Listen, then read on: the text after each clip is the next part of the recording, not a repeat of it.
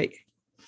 Welcome everybody to 52 Living Ideas. Today is a Comprehensivist Wednesday that we do in collaboration with the Greater Philadelphia Thinking Society. Today, we are going to be talking about the very best questions on comprehensivity. That's the plan. And what we are going to do is we are going to do one of the like a mega lightning round. It's going to be all lightning round all around. We're going to have the entire presentation meetup today is divided into three parts. First, last Wednesday, we came up with a great series of questions. CJ sent me a couple more questions after that, and I've included all of that. They are on the meetup page. So what we are going to do is we are going to go through the questions on the meetup page first, okay? Then we are going to do breakout rooms in which we get to discuss this in greater amount of detail. And we will come up with more, the second round of questions, okay? And then we will do that, okay? So it's going to be basically three sections, each focused on questions. First, questions that have already put on the table last time. People have had a chance to look at them on the meetup page. We'll go through them one by one. That'll get us started. Then we will discuss things in the meetup room, in the breakout room. And again, the purpose there would be to come up with more questions. When we come back, we identify the questions, put them on the table, and then we'll do one more lightning round. So it's going to be three different rounds, one in the breakout room and two outside. All right, so let's get started. The only way we are going to be able to go through all of this is if we can follow the 4 rules. Raise your hand, type exclamation mark or raise your hand in Zoom in order to speak. Rule number 2, keep on topic. Rule number 3, be brief. Rule number 4, speak your mind, disagree with anybody on anything, and do so courteously, okay? So those are the 4 rules. The most important rule today is not just keep on topic. Keep on topic is taken for granted, but be brief, okay? Say things, but try to put them as concisely as possible, all right? This is going to be fun. So let's get started. The first question, this was added by CJ afterwards. What is the meaning of comprehensivity? What do you understand by it? That's the first question. So go ahead and type an exclamation mark if you would like to answer this question.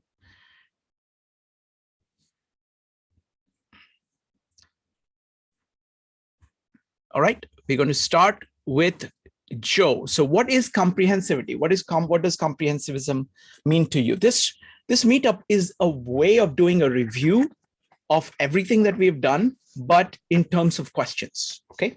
So let's get started. Joe, what is comprehensivity to you?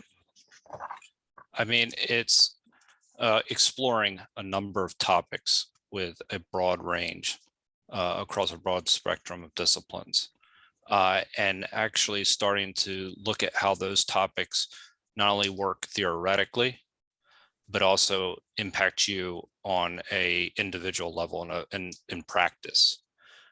So it's also getting comfortable with things that you're not normally always going to encounter with everyday life. So something that I think that was really kind of brought to 52 Living Ideas that was really interesting was Mike this year in particular brought the idea of chess and how games and strategy could work.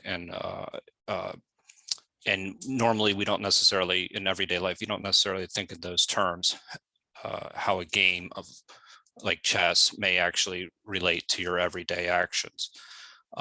So comprehensivity to me too is the ability to ask questions, the important questions that are relevant to a particular topic. So that allows you to get into a depth that you wouldn't otherwise be able to a depth that would actually make you to speak intelligent enough on a topic and have a strong position. I know we'll get to that probably question a little bit later, but in order to have a strong position, you have to be able to ask the right questions. So I'll leave it at that. Thank you. Thank you, Joe. Maritz, what is comprehensivity to you? As I understand it, comprehensivity is a joining of all the various little things we study and a deeper dive into each. I think many of us may look at things outside of what we would consider our specialization. And the comprehensivity aspect of our daily life is the bringing together of all those other things we study and trying to view the world now with that unified perspective. Thank you. Wonderful. Thank you. Thank you, Maritza. Andrea says, I think it is being able to look at a situation from multiple perspectives. Excellent. Laura, what do you think comprehensivity is? Well, certainly what you just said, but for me, it was also understanding finally or accepting the need for the theoretical basis as well as the applied, because I, spent my life looking at the applied, and now we started looking at the theory, and suddenly my eyes opened to the fact that What happened? Okay, I think Laura just left. Next up is Katie, followed by Allison. Katie. Laura's back. Does she want to? You or I can go. It doesn't matter to me. Well, for me, it's exploring connections between things, and I think CJ's discussion of like how the parts work together with the whole, that was fantastic, with the idea of kind of understanding how the whole, how like the parts fit into the whole. Wonderful. Thank you. Thank you. This is very good. Next up is Allison, Addie, and Vanessa. Allison. I think it's seeing the connections between a wide variety of disciplines and different fields that may seem like they have nothing in common, but really have a lot in common, and seeing how they relate to each other. Wonderful. Laura, you wanted to continue what you were saying? Well, just that I think that the importance of that marriage, and so I definitely look at things in a richer, deeper way, and I don't just now say, oh, theory, but it's all in the applied, and it's just, and it is the connectivity of all these things together, and all the theories from all. And it's a big amalgamation of things, and sort of finding a place how the puzzle fits together now in a very different way for me. Thank you. It's been enriching. Thank you. Next up is going to be Addie, Vanessa, and Charlie. Addie, would you like to speak out? Go ahead. Yes, learning is all about making connections and associations. That's what teachers usually tell us to do. If you want to learn something, you need to make associations and make connections. Wonderful. Thank you. Thank you, Addie. Next up is going to be Vanessa, followed by Charlie. Vanessa. Well, I would think it could be an all-you-could-eat buffet from the tree of knowledge, and some of the best things to eat are off in the weeds. Thank you. Thank you, Vanessa. And that's a very interesting look for you, the tiger. Next up is Charlie, followed by Judy. Charlie. I see it as openness to experience, a willingness to allow things to come in, coupled with a strong desire to search out. So you have this openness and this outgoing, seeking, curiosity-like thing, coupled with a filter for some kind of a theme. Although I imagine it could be possible to have more than one theme, depending upon how much energy a person has. But anyway, that's it. Thank you. Thank you, Charlie. Next up is Judy, followed by Abraham. Judy, what is comprehensivity to you? To me, it's learning to learn through evolution and also through revolution. And it's basically apply two ways of learning. and they're both and also. So theory, theory, apply, apply, and apply, apply, theory, theory. So Wonderful. those are the two ways. Wonderful. Thank you. Thank you, Judy. Next up is Abraham. Abraham. Yeah, I've never heard this word, but by listening to other people's explanation and thought, the image came to me is we try to get out of ourselves in healthy manner. So instead of having lipstick, I'm the only one, that we want to move into omniscience, which is God's view in a way. So I don't know whether it's referring to cognitive knowledge level or also heart level. You guys can teach me. Yeah. Wonderful. Thank you. Thank you. And we're going to come at this concept, but this is, consider this as a preview because this is our first take on it. As we will be talking, all these questions are about comprehensivism and comprehensivity. So I'm going to ask the same question. What do you understand by comprehensivity at the end of the meetup? Okay, so that we come full circle to see if we have more patterns. And I'm going to keep track of everything everybody's saying. Next question is two-part question. The first is about the past, and second is about the future.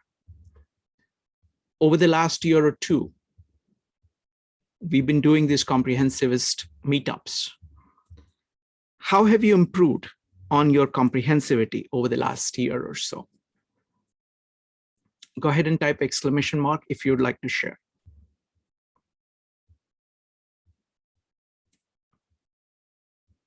Joe, how have you improved?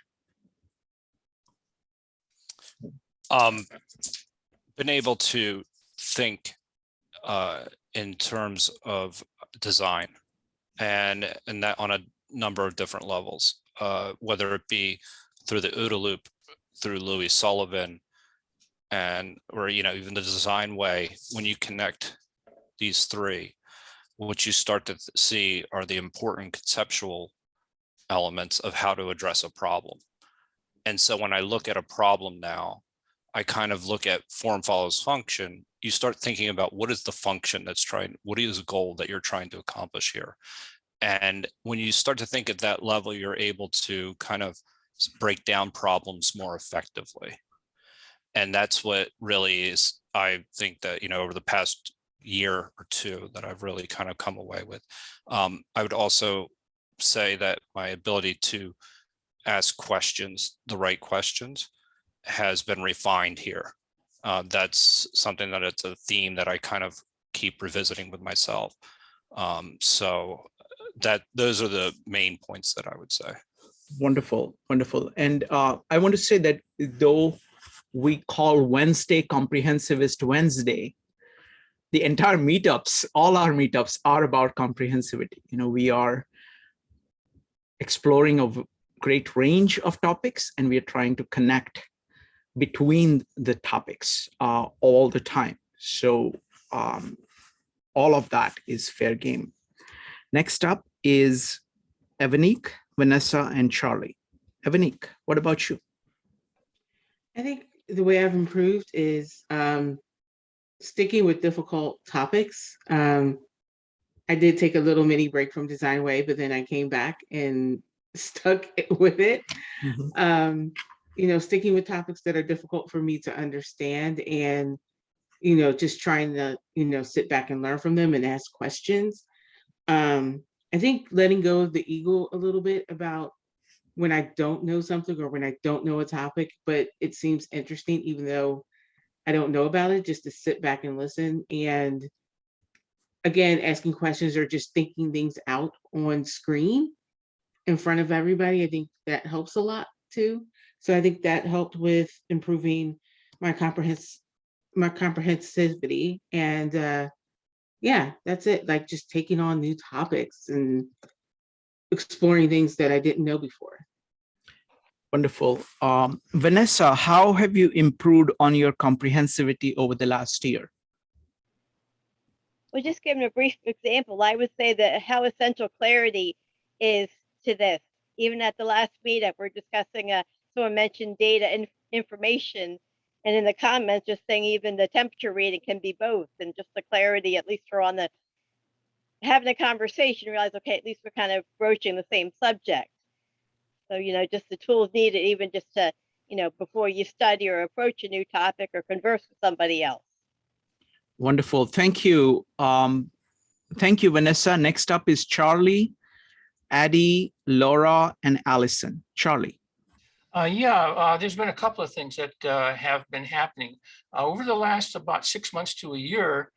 Normally, I search for subjects using, I've developed a skill for coming up with search terms on Google Scholar. And if I can get down to 2,000 or 3,000 hits, that's doing pretty good. But over the last few months, I've been able to come up with really interesting search terms that only have like 100 or 200 hits. And they're very interesting. And so I feel like I'm getting down into some of the nitty gritty areas that are starting to acquire depth, okay? That looking at things that very few people are really looking at, which gives me encouragement that I'm probably going in the right direction. The other thing is, the thing I kind of mentioned before is when I think of comprehensivism, I kind of do the Ruth Bernstein thing of having things organized by a theme. But then I got to thinking, well, most of my themes are kind of academic. And so why not expand? This is partly due because of the influence of Mike 4, getting into more social things, but the pandemic is holding me back. But I want to get into poetry slams and maybe some community theater and word is escaping me when you get to improvisation, improv, kind of things that will get more of my creative side going. But that's still to be developed yet once I can get out with other people. Wonderful. Thank you. Thank you, Charlie. Next up is Addie, Laura, and then Allison. Addie. In the past, I have been thinking how to learn and thinking about how other people learn. And in the future, I'll also be doing the same thing. Wonderful. Thank you. Next up is going to be Laura. Laura, go ahead. For me, first of all, it's just the fact that I still can learn. Sometimes, you go a long time without really doing the act of learning. And the comprehensivity has sort of helped me revive that in me. So I really appreciate that aspect of it. It's also made me realize how little I actually have learned in all the years I've been learning. And that I am impassioned about how we can teach children how to learn and keep that as the main focus of what we have to do in school, because that's really all we have to do for them and guide them, and that's it. And I would love someday to be able to help design something that would make that be how our schools function. Thank you. Design schools, but that's a fantasy. But thank you. Thank you, Laura. Allison, what about you? What have you learned about comprehensivity over the last year or so? I've always been much more of an artsy literature and history kind of person, and tried to stay away from math and science. I just didn't think that was me, really. But over the last year, I've been really kind of gravitating more towards the science meetups and trying to kind of learn about the history of it and see the connections between these two different worlds. So I think that's been really good. I'll probably tackle math at some point. Wonderful. And I think CJ has done such a wonderful job of taking topics in science and make it accessible to anyone. Next up is going to be Mike, Maritza, Brian, and Judy. Mike.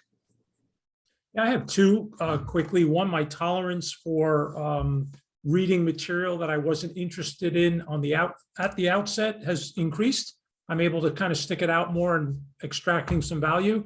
And then also book recommendations. I don't know if it's Joe or somebody, I think it may have been Joe, recommended the book Range, which was about breadth.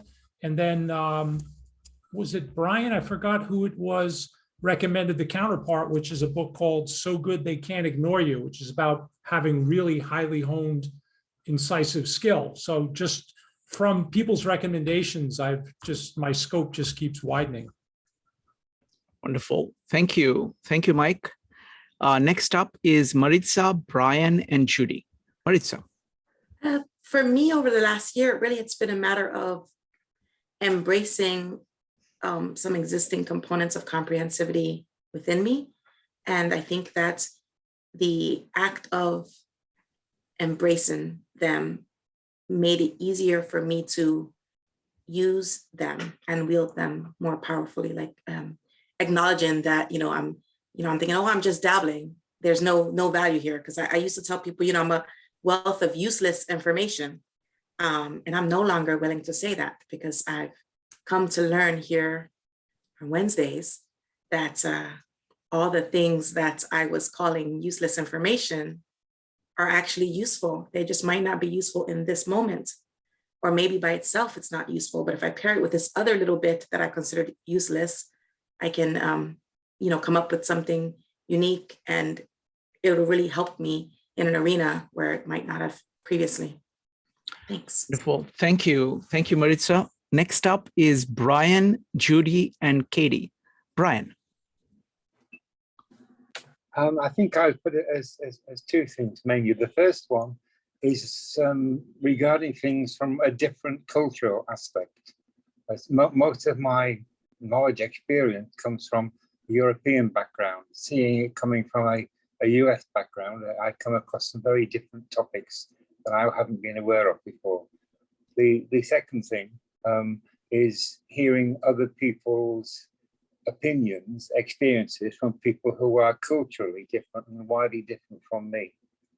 Actually, I was prompted there, I think I'd add a third one, which is book recommendations. I'm a phenomenal collector of books, and I'm always open to sort of getting new books and looking through them. Wonderful. Thank you. Thank you, Brian. Next up is Judy. Okay, I want to work through other people to develop curriculum, and I got excited when Laura said that about a curriculum for kids and for children. I think that's the way to go. My daughter is getting her PhD in public policy, so an educational policy, and she says that nothing is done if the educational policy isn't written and accepted and approved. So I'm going to work through her. And she didn't know what to do for her PhD thesis. It's not called thesis. It's called what is it called? Anyway, so I think I'm going to influence her. The other group that I'm going to influence, I hope, with a curriculum is adults, and I do work with a mentorship program at the University of Miami and training and development program at the University of Miami. So I'm going to try to develop a curriculum that teaches comprehensivism. And I've only this is my second class of comprehensivism. So I wasn't here for the last year and where was I, Where were you, Judy? I know, I was doing Dante. So one thing I would recommend is that please get in touch with CJ. Okay. Because he has this entire website on collaborating on comprehensivism. He's working on a book. Look at the meetups. We have got more than 100 meetups on comprehensivism. Oh yeah, 100 definitely. meetups. So have a look, especially CJ's meetups. You can reach out to him. He's very accessible, and let's see what there. Maritza has put a link there, so you can click on that. Okay, thank you. All right, next up is going to be Katie. I think naturally I kind of gravitate towards like becoming an expert in like kind of limited number of things. I feel like comprehensivism is kind of the opposite of that, like trying to have like this broad overview and seeing how these different things like relate at like that very basic essence. So for me, it's like it's teaching me to think a little bit differently. And then I was enjoying what Brian was saying. That happened to me too when I went to a meetup and they were talking about socialization. I was like, oh, we never think of it in terms of that way. It's just like they might use like a different like factor to analyze the situation. You're like, oh, I never thought about it like that before. So it is interesting to see it different. Wonderful. Next question is going to be about the future. Oh, Jeff, go ahead. Thank you, Shrikant. So I would say that one of the influences that this has had on me is I've always been inclined to see things in a whole, in a related whole. And so seeing things that are broadly, out there and their relationships to each other and how they might cooperate and complement each other has always been something that I've been oriented to. But really in the last year, I've taken this a step farther. And this conversation's really driven me to do it, as well as just the environment. And that's this. I think that between the things we believe we know, the things we believe we don't know, and the things that we don't know, that there's a bit of a danger in comprehensivism, that we're looking for things that agree with us, that we seek things that confirm our beliefs or our conclusions, and that in this learning age, if you will, even a very, very important aspect of comprehensivism is to seek out things that disagree with me, and not just be informed by things that I found that I didn't know, but things that actually challenge what I think I do know. And if I'm not being influenced by discovering things that I thought I knew, that now get reshaped because I discover some things that are contradictory, that hold a bit of truth in them, then I'm not really doing justice to comprehensivism. I'm just looking for things that agree with me. And so I'll stop there, but I think that that's a dimension of comprehensivism that is underappreciated. Thank you. So previously we have been looking at what was the past, what have we learned about comprehensivism. Now we're going to look at the future. So the question is, what are your plans for improving your comprehensivity? Based on the past, you to say, okay, this is what you got so far. Where will you go? How will you improve your comprehensivity? What's your plan? Go ahead and type exclamation mark if you'd like to share.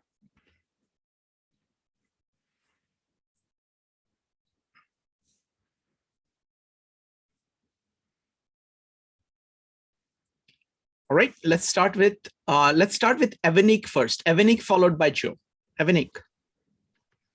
Yeah, I think one thing Jeff just gave me a great idea is looking at points that where I disagree with people on, and maybe like seeking out like great thinkers that maybe don't think the way I think, and that I disagree with the way they think, but to understand where they're coming from, to do more of that. And I think number two is studying areas where I think are difficult, that I don't enjoy, like science. I think we had discussed it in a Louis Sullivan meetup, which, by the way, I would have never done if it wasn't for 52 Living Ideas. I would have never studied Louis Sullivan. But I think looking at things like, I think there were some recommendations that Sherry had said on books that I have written down somewhere, and reading about science, because something she said was really profound, is that it might be like, I don't dislike science. It may be it's just the way it was taught to me through traditional schooling. So looking at topics where I wouldn't have thought to look at, and look at them in a different light. So those are the two things I plan on doing. All right, folks, if you would like to share your plans, go ahead and type exclamation mark. Next up is Joe. Yeah, this is actually something that I'm working on currently for the next year. What are my goals going to be? And something that Mike said that it really resonated with me, and it's been true, is to sticking with difficult texts and persevering through some of those difficult texts has been very helpful to me personally. So my goal over the next year is to actually get my hands dirty a little bit more in the technical world, specifically in some of the things that Tom Gilb, who has spoken here in the past, some of the things that he's shared, and looking into things that are, a little bit more rigorous in there as far as their systems thinking, and not as much philosophical, which I tend to gravitate towards. So I think it's kind of getting a little bit more comfortable with being uncomfortable, is kind of really my main goal. And, that's one of the things that I think that is the best things about 52 Living Ideas is, kind of seeing things through has allowed me to just get comfortable with being uncomfortable. Thank you. Thank you, Joe. Next up is going to be Ambika, Charlie, Laura, Mike, and Allison. Ambika, what are your plans for improving your comprehensivity?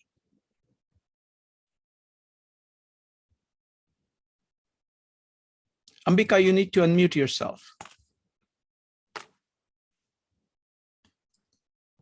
So my plans really are to return to completing many unfinished projects. And one of them was to study a little bit more about Italy, because I fell in love with that place. And I'm still in boxes, so things are very crazy, but I absolutely have to finish my old projects, and I'm rethinking those, of course. That's where I am. And also to focus on the new ways to self-nourish coming out of a whole different drama of many years. So this is a really good place to rethink. And next week I'm on my own retreat. Wonderful. It became really important to focus on me. Thank you. As the time. Next up is Charlie, Laura, and Mike. Charlie. Mine is very similar to Joe's. However, a more specific focus. All the stuff that I have been doing in terms of comprehensivism has been kind of academic, which kind of puts things at a distance, okay? And I know that I have what's called an avoidant attachment style, which is something that develops, if a person has a very unpleasant early childhood. And so my goal is to change that, to transform that avoidance style to a secure style with the intention of being able to go into situations where they might be unpleasant or uncomfortable or whatever, but be able to relate to people better, I guess, is the one way to put it. Thank you. Thank you, Charlie. Next up is Laura, followed by Mike. Laura. Well, I think what's happening in my world, and I think it's due to what we've been doing, I'm reframing myself, how I think about my art. And I've been architecting my paintings a lot, and they stay abstract, but within segments. So they're sort of bounded. The abstractness is bounded within things. And I have to figure out ways of how to connect those pieces so that, they build out. And so I guess the comprehensive stuff that's really attracted me a lot is the architecture part of this. I really love architecture. I think it's a wonderful piece that puts together art and science in a very beautiful way and unique way each time. And not that I'm going to become an architect, but I have that mindset at this point, and I think I'd like to, pursue it further in some ways. I look at buildings now from when Sherry was talking about those, early department store type buildings, and I look in New York City now, and I say, that's one of them, downtown, and that you can still see that kind of architecture. So I've been, sort of in that, mind, and I don't know. I think that this is for me a big transition period, and I hope to be a good growth period. So I'm hoping to apply some of this in some way to my painting. So we'll see.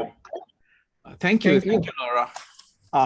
It's Maritza. It's very interesting how much Louis Sullivan's meetups have influenced people, because I think his absolutely. I mean, it was like life altering for me, so I'm not shocked at all. No, I'm just delighted. I'm just delighted because it is a very simple idea of form follows function, and just keep focused on function and just don't take forms for granted. It's a way of expanding on that. So excellent. Sorry, Laura, you were saying something. Can you unmute? Yeah, I mean, form, function, and OODA loop, and that's all you need in life. Wonderful. That's what I've learned, okay? Excellent. Thank you. Thank you, Laura. Next up is going to be Mike and Allison. Mike. Yeah, in a nutshell, I'm going to work very hard at not wasting time and battle what we presented here one night as thought and action fragmentation. Mine has been both my thoughts and my actions because of internet exposure, and I find that I do not maximize my use of time. So I'm kind of making a very strong commitment to working just efficiently and clearing the noise, if possible, out of my bald head. So for me, the biggest thing that I've gotten is, I'm looking forward to is building on words, thanks to people like Aquinas, thanks to what we are doing with Bible and Tao Te Ching and Gita. And all of those are new to me because I'm not religious. So this is a completely new experience, completely 3 different cultures of 3 different times. And then for me, the real thing that brought it together was Aquinas showing what words can be at their best, that can go to the heart of human beings, the core, spirit, soul, that can be crystal clear and supremely rational, fully charged with emotions, fully integrated with the physical reality, with the social context, all of it, all together, and doing that in massive quantities. That is a new thing for me, being able to use words with that kind of power. And I'm looking forward to expanding into that with all your help, because this is a chance for all of us to improve on our skills, core skills of operation, because we are being continuously challenged not challenged in a good way, by seeing other people excel at different things than you excel at. And you can say, that's really, really interesting that they can do that so easily and so well. So it's just amazing to have to use this as a way of projecting what you can be and what you should go after. Next up is going to be Allison, followed by Brian. Allison. I want to push myself out of my comfort zone and just study and learn and do things that aren't always so easy for me. Sometimes it's just easier to just do things that I know I'm good at. But I want to kind of focus on the ones that aren't so easy for me, even if I'm not good at them. Wonderful. Myself, but just thank try. you. No, that's a very large theme of kind of pushing through your discomfort and doing things that make you uncomfortable, because that's where all the growth is. You know, Carl Jung talks a lot about that. So it's absolutely, thank you. Next up is Brian, Kevin, Jyoti, and Abraham. Brian.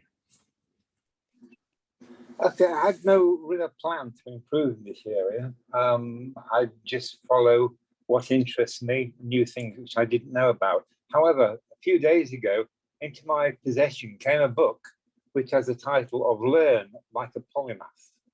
I've already had a skim through it so far, but it starts on the basics about what polymathy is about. It takes you through an educational learning program about how to improve in that area. So I shall be devoting a little bit of time to that to see how good it is and where it takes me. Brian, can you put the name of the book and the author in the chat? Yes, I will. I certainly will. Thank you. Thank you, Brian. Next up is Kevin, Jyoti, and Abraham. Kevin.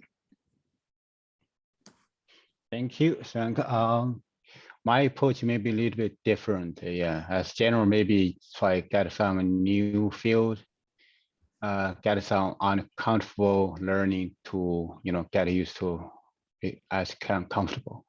I try to use math, scientific tools to explain the fundamental from those from let's say use atom and the water that build everything else. From that angle, understand our life human being.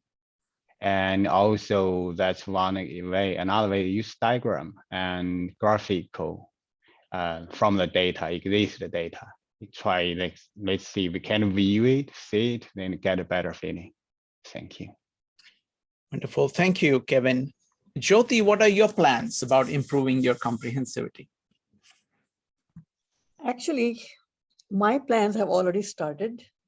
I started 52 ideas a while ago. So that was my exposure. I went full blast. If you remember, I was here 5 days, sometimes 6 or sometimes 7. That has triggered my curiosity. But over the year, I have realized that I have to cherry pick my ideas. I'm not going to go after everything because I was on hamster wheel. I could not finish anything. And because I have other commitments during the daytime. So I have now chosen few I'm saying workshops, but the discussions, and I enjoy them. I like Gita. I like Louis Sullivan. I like Rupali and Maritz and everybody else over there. Their presentations, they were very motivational, and they connected my past with my present. And I don't have any intentions of becoming like Shrikant or Joe or Maritza or Ebenik, but I enjoy listening to all of you. I really do. And I admire you. And I don't think I have that kind of motivation that I can get up here and talk about different topics and what have you, but I want to have enough understanding about the topics that I like, that I can think about them and I can move along with them. So needless to say, I'm enjoying all the whole process, and I thank you for that. Thank you. Wonderful. Thank you. Thank you, Jyoti. Next up is going to be Abraham, followed by Addie. I learned English when I was in high school. I'm still learning, but my focus is to understand and to be understood using this medium of language. So in that regard, I've been to Shrikant Meetup more than 10 times, I believe. So I felt the conversation undergoing here, some of them touched me and resonated me. So I appreciate for that. Yeah, I look forward to more. Yeah. Wonderful. Thank you. Thank you, Abraham. Next up is Addie. Give myself reassessments and evaluate my performance, maybe perhaps on a weekly basis. Wonderful. Thank you. Ambika, wait a minute. You have more plans about what you're planning to do in the future? You bet. Go ahead, very quickly. I think one's latent interests and peculiar, unique filters really guide us to what we want to do. And I need to definitely edit not only all the different things that I've piled up, but even the direction of my website. Thank you. Next question is going to be, why is comprehensivity important? What does it do for you? So we talked about what comprehensivity is. We talked about how we have improved on it, what we are planning to do. The question is now why? Why focus on comprehensivity? What does it do for you? Go ahead and type exclamation mark if you would like to share. We'll start with Charlie. Yeah, I just watched a video. I don't have the URL. I can put it on a few minutes later, of John Cleese talking about creativity. And what he pointed out was that the people who are the most creative, he was talking about architects, okay? And they went to study, and asked other architects, who do you think is the most creative architect in your firm? And then they went and asked questions about these people, how they lived their life, their day-to-day, what they did every day, and so on. And the one thing that came out was that they like to play, okay? That they set aside time to just be kind of like a child and to play.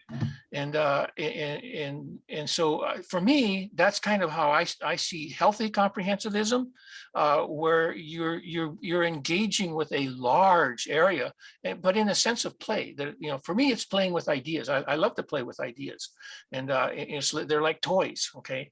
And so that's kind of, you know, that's my shtick, so to speak. Excellent. But, anyway, that's, you know, I think for, yeah, have fun, okay? Thank you. Next up is going to be Joe, Abraham, Evanique, and Laura. Joe. Yeah, I mean, much like Charlie, it's the idea that you're satisfying your curiosity. And I'm going to be a little bit maybe dramatic by saying this, but it also, in a way, gives you a reason to live. I mean, if you're actually learning and you're going out and exploring something new, that you're identifying something that you're passionate about, and you're able to, you know what you really like, but you're also exploring other people's perspectives, different ways of looking at the world. And when you kind of you're constantly learning, it's a reason to get up in the morning.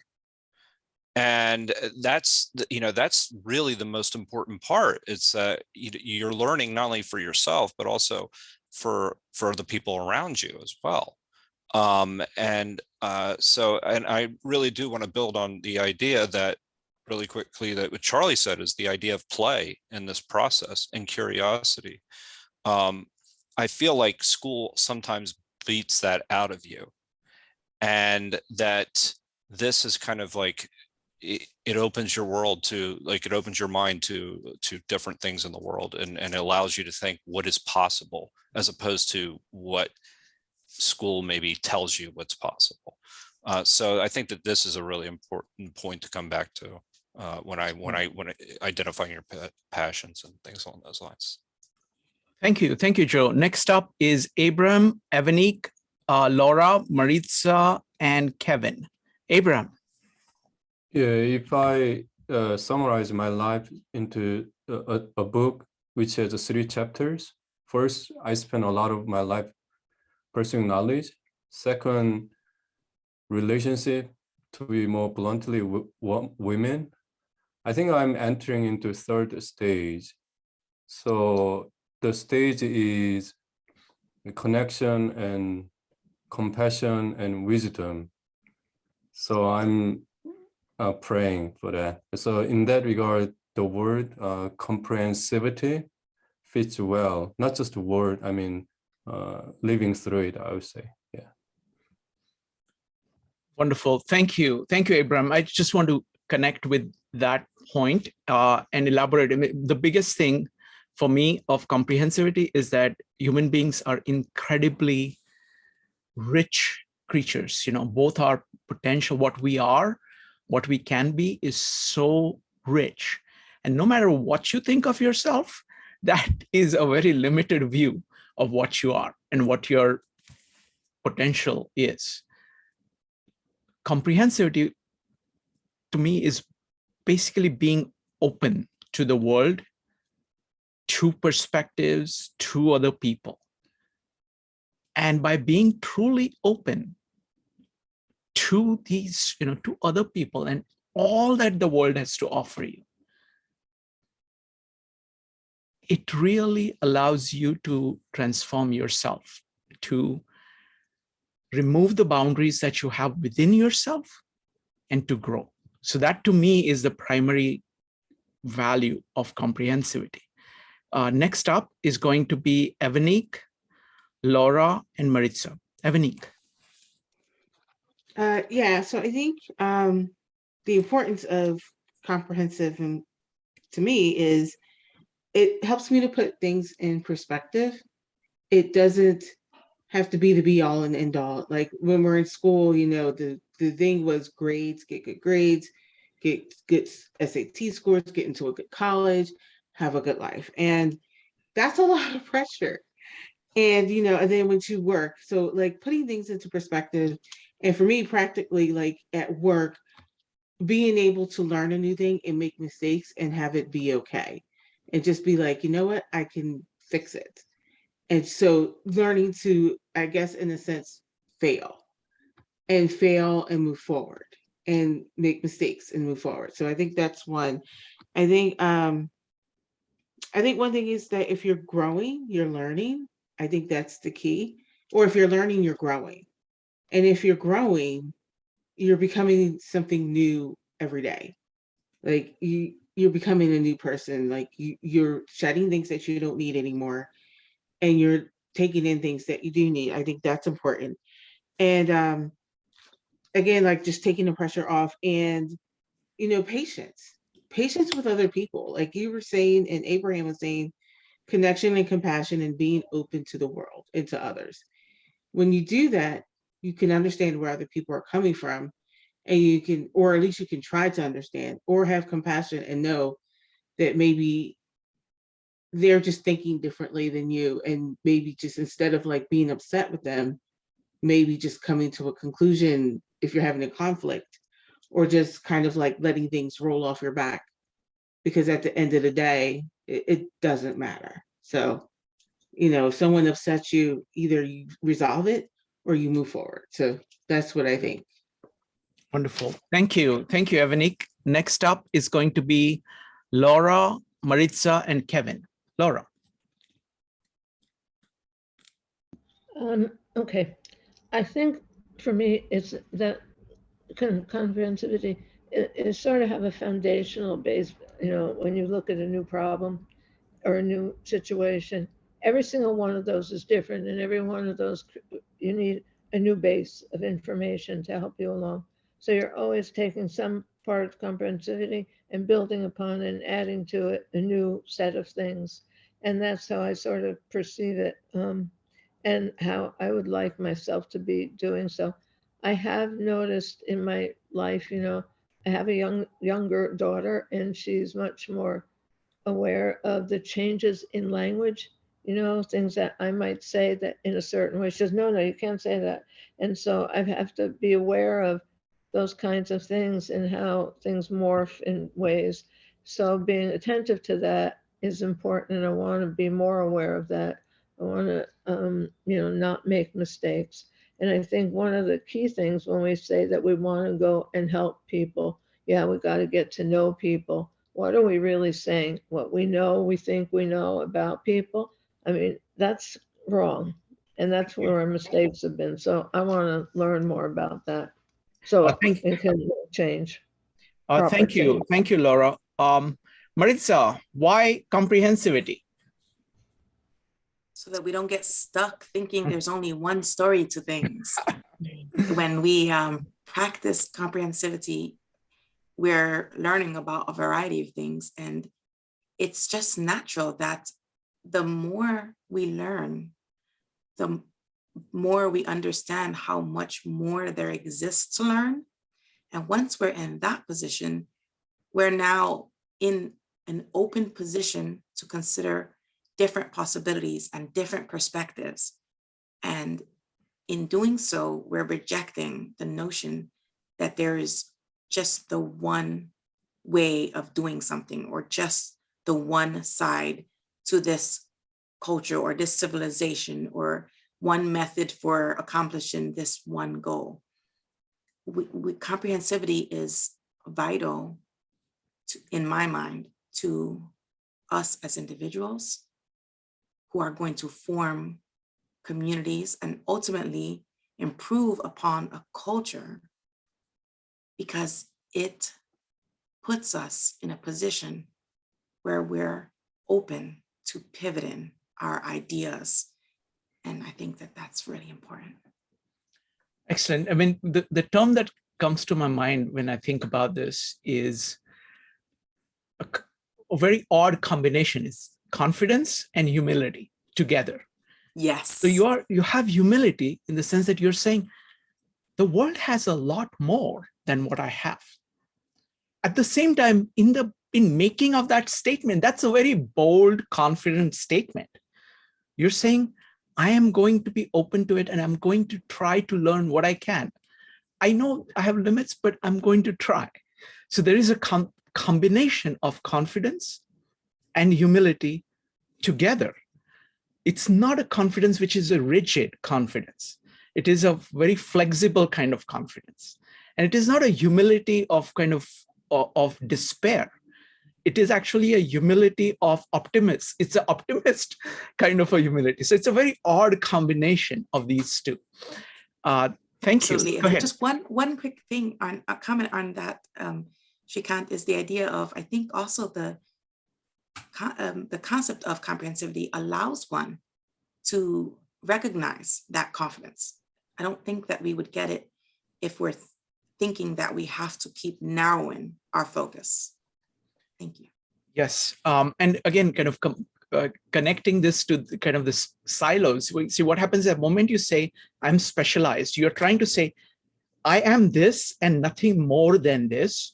And you're kind of trying to protect your turf on one hand, and trying to hold on to it.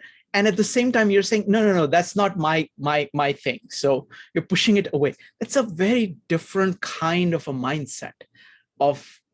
It's basically a fixed mindset as opposed to a growth mindset. It's a growth mindset and comprehensivity is together. Wonderful. Next up is Kevin, followed by Addie and Vanessa. Kevin. Yeah, I believe our knowledge comes from the same source. It's like since our education grows, the higher education you get, deeper specialization you learn. So it's like you go so deep, so go far away from the source. So it's kind of deduction. Another way, that's our own personal individual duty to induct them, come back. It's like Maritz said, don't stuck single story. For me, there's always n+1 in math. We think a single story, maybe I got more, 2 story. 2 + 1 is 3. There always more.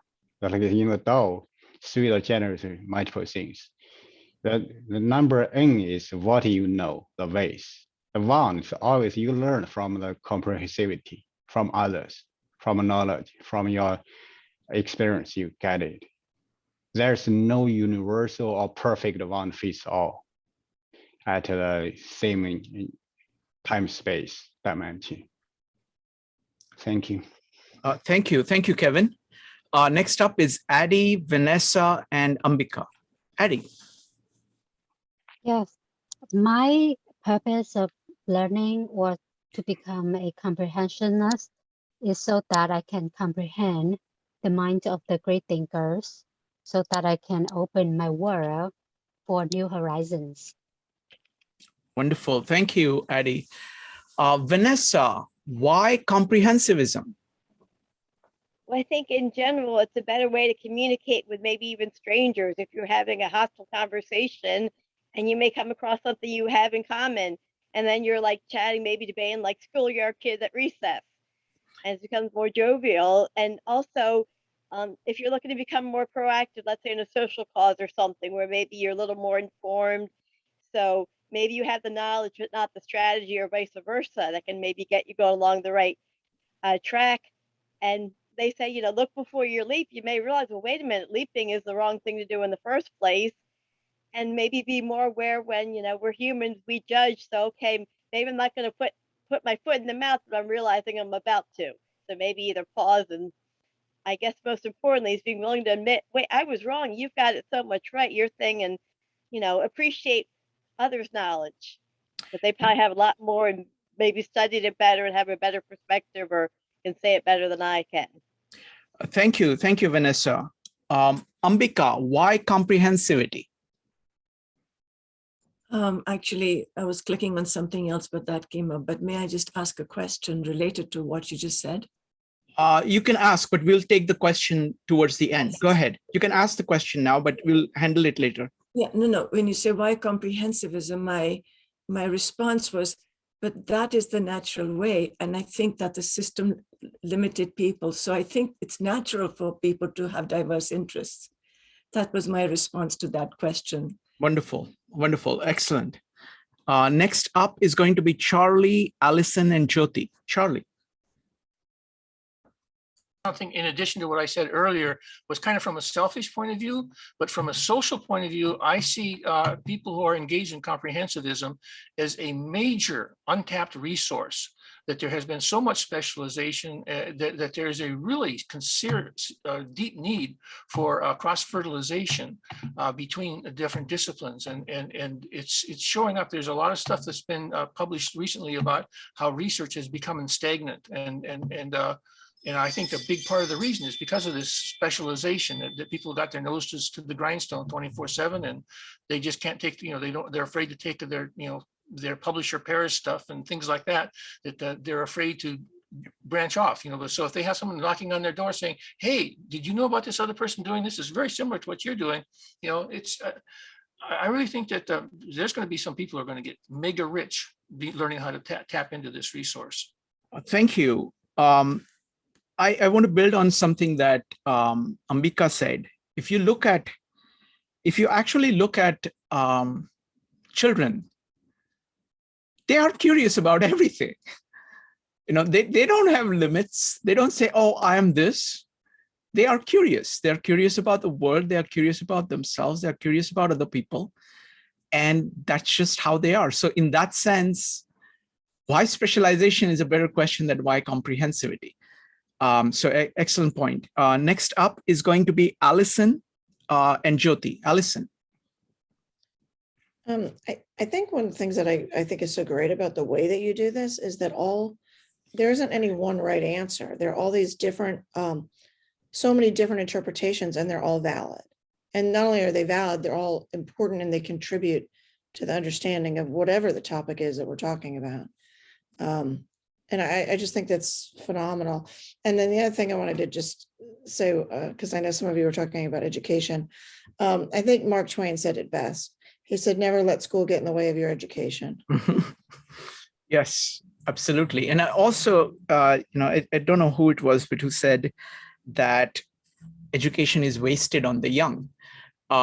So I think it's never too late. Actually, as you grow older, your ability to learn should keep increasing, because you have and you can see that in great people. If you look at like Louis Sullivan, if you look at, Leonardo da Vinci, people like that, they just keep growing. Next up is going to be Jyoti. Jyoti, go ahead. Yeah, I wanted to make one point clear. I enjoyed comprehensivism because I was flexible, not because comprehensivism helped me to become flexible. However, I have to say, I did find a lot of connections between different topics, and they helped me to open up a little bit more, to like a little bit unhinge my thinking skills and say, okay, this can also work. not necessarily it's stagnated in my mind. It can work. As flexible as I am, I had to give permission to let it work. So that's what came out of comprehensivity. Comprehensivity. And one more thing, the reason I'm going to narrow down my focus, not to limit my learning, but actually to become a little bit better in thinking what I already know. I thought I knew, like Gita, I thought I knew it well, but the more I read, the more I say, no, what you read was not enough, not sufficient. This has to be read from a different point of view, from a different angle. So that's what it is doing to me. Thank you. Wonderful. Let me build on that with a question. And then what I'm going to do, this is going to be the last question in the set series. And then we're going to just directly go to questions. So you can formulate, I'll read out the remaining questions, and then I'm going to invite you to put questions on the table. So go ahead and start thinking about the questions as we answer this last question, which is about depth and breadth. What is the value of going deep? And what is the value of going broad? And what is the connection between, traditionally people hold that you have the option, you either go broad or you go deep. Somebody like Buckminster Fuller says, he calls it macro comprehensive and micro incisive. So he's including both in his definition of comprehensivity. So what is your thinking about breadth and depth and the connection between them? And then please keep track of all the questions that you have in your mind. And actually, let me read out the questions that we have not gotten to. You can either repeat, you can vote for any of the questions or put your own question on the table.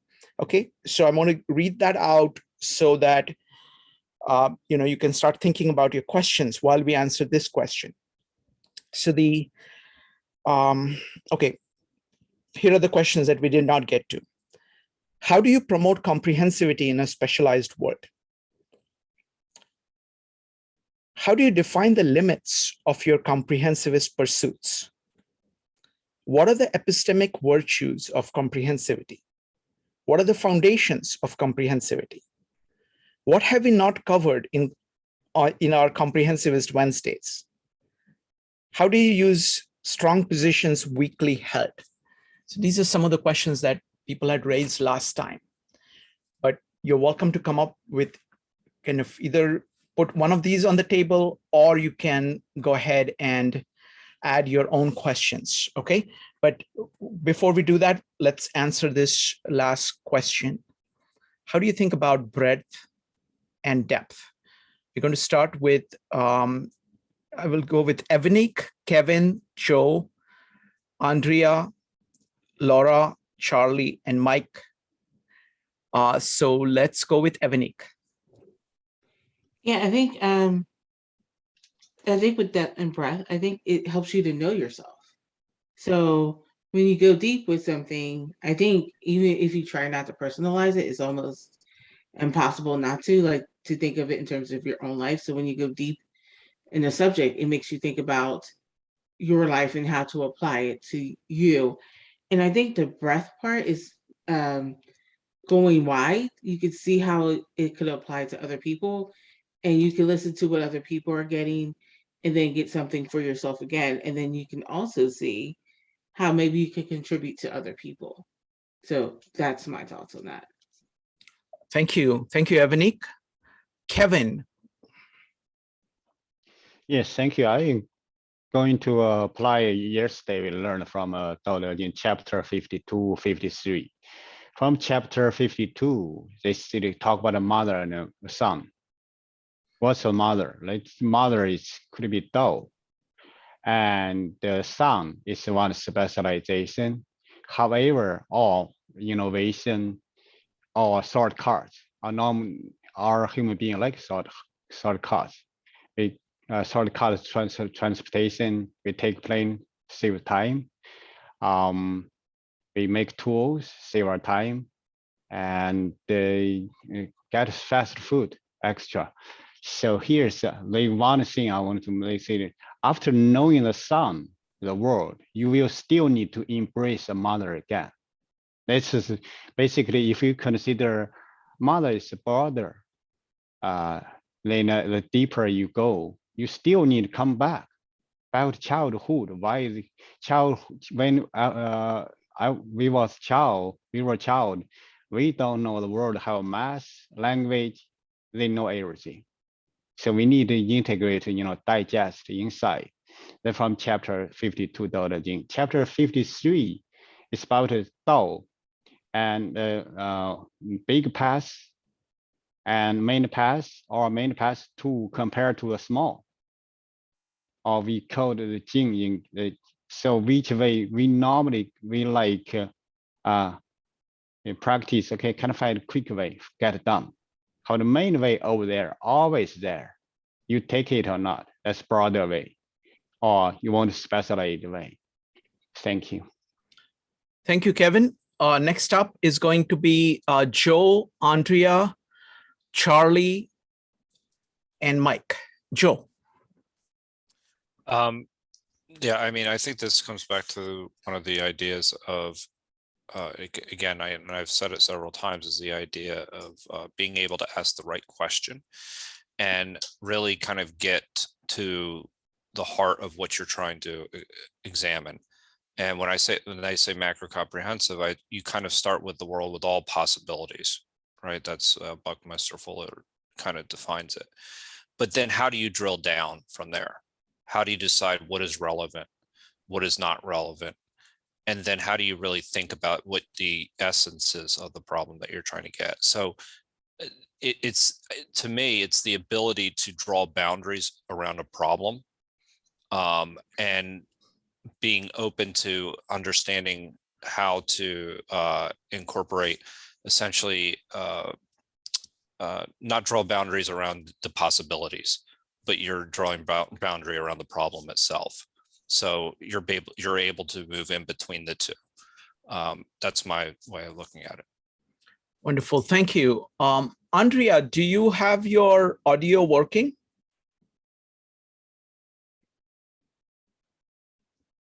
Okay. Oh, I think you were just asking a question. Okay. Next up is going to be Charlie. Question has to do, let me see. Okay. Yes, Andrea, I'll read out your question, but when we come to the questions. Next up is going to be Charlie, Laura, and Mike. Charlie.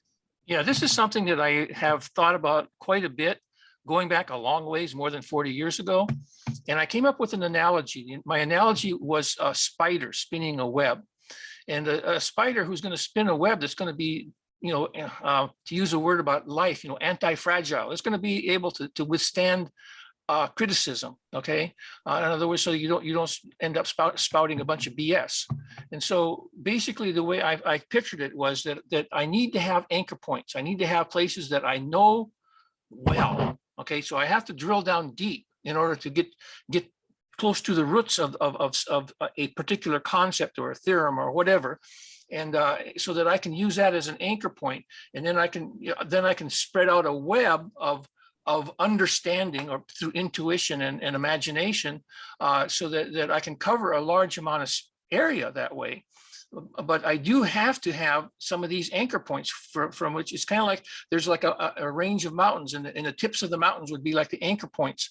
And once you have those, once you can sit on it, get a firm grip at the top of these mountains, then you can spread out your net and see a really considerable amount of information. So that's my thing. It's the spider web is, and the anchor points of a spider web is how I look at the issue. Beautifully put. Thank you, Charlie. Next up is going to be Laura, followed by Mike. Laura. Okay.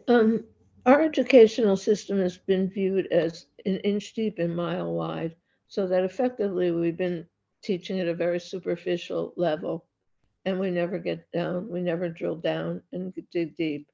And that's been a problem. And that's how kids are learning.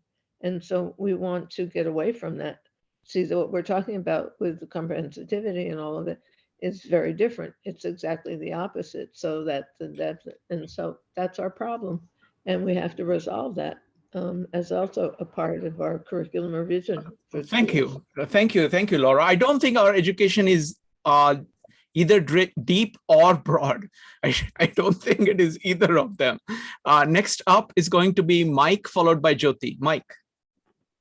I think you can have both in your life, but I think it's important to at least appreciate people who do go very deep in something, because if it's a sport and you're playing recreationally and you're playing at the Class C level, let's just say, and you are really devoted to improving at that sport, if you eventually work yourself up to, say, the A level, whatever it is in your head, that's a very different conversation amongst those athletes. I think it's the same if you're in the performing arts. If you're doing it recreationally, that's wonderful. There's nothing wrong with that. But if you begin to devote hours and hours of your life, you're going to go deeper. And with that comes some risk, though, right? The risk of failing in front of a larger audience. But there's also huge, huge payoff for that, because when you are deep, you're doing something at a very, very different level. If you're only on the surface, that's no good. You're just dabbling. So comprehensivists kind of drill down a little bit, but I think it's kind of nice to have one area in your life where you go down a few leagues under the sea. You know what I mean? Because it is a different world there, and you can always come back up, but I think it's nice to have at least one area in your life where you're trying to level up. Yeah, I mean, I think of it in a very odd way. I don't know, I'm just speaking out aloud here. I think breadth has to do with covering everything, all the perceptual things that are out there, all the 10,000 things, as thou speaks, or what the world, as what the Bible would say, or the Prakriti, as what what Gita would say. Depth, I associate with knowing the principles underlying something. And in one level, they are different kind of, it's a different kind of a thing. So I'm going to go 2 steps here. It's a different kind of a thing. It's kind of understanding the principles of operation or functions that are functioning life itself, things that are driving something, the principles, the laws. That's what you're getting when you say that somebody has a deep understanding of something. And then there is a third thing, which is facility or skill, where you can take those deep principles and in a particular domain, you are able to just go fluently between those deepest principles and the most powerful, most delicate operation in a real world context. So I see those like the breadth. I think the breadth is critical in order to come up with deep principles. I don't know how to come up with deep principles without the breadth. But in addition to that, so that's what I'm calling depth, which is slightly different from most people. Most people think of depth as take a narrow context and find out everything in all the percepts in that. So both breadth and depth are defined in terms of percepts. I'm saying depth in terms of concepts, in terms of principles of operation, functions. And then there is something called skill or facility, where you're, the mastery with which you can actually employ the principles in a given domain. So I see it as 3 different things. Next up is going to be Jyoti and Maritz. Jyoti. Yeah, I think I'm more or less on your lines. The definition that you probably won't use for the depth, that's the one that I'm using. I would say the reason I would read or study something in depth is to find out exactly where the concept originated from, what led it to become what it has become. And is it my own belief system that's interfering? I want to set that aside. what I was given, what was given by my teachers, by my family or my friends. I want to set that aside and on my own study this concept that has come to me, why it is relevant, why it was in the first place supposed to be relevant. I would like to study that. And once I have studied that, then I can use my logic. But before that, I don't want to use my logic. I want to see what is the logic of the concept. And that to me is the depth. And I want to master that. I want to understand that. And before I move on to something else. And maybe I'm not on the right lines, but because all my life I understood this. Yes, I understand that. Yes, I understand that. But really speaking, if you sit down and analyze, what did you understand? Where did it come from? You just accepted it. So that's what I mean by it. Thank you. Thank you. Thank you, Jyoti. Next up is going to be Maritza, Allison, and Ambika. Maritza. When considering the role of depth and breadth for comprehensivism, I think of creativity. And the reason being is I guess, so for me, I've always said I have a weird tendency, I say I have an addictive personality, right? So if I get interested in something, it's like I treat it almost like, a drug. In so much as I want to learn as much as I can. It's not a conscious thought that I'm going to learn as much as I can. It's a matter of the curiosity to seek additional threads are what spur me forward. And the thing I see that's similar to that when considering comprehensivity is that curiosity is going to spur me forward in a topic of interest.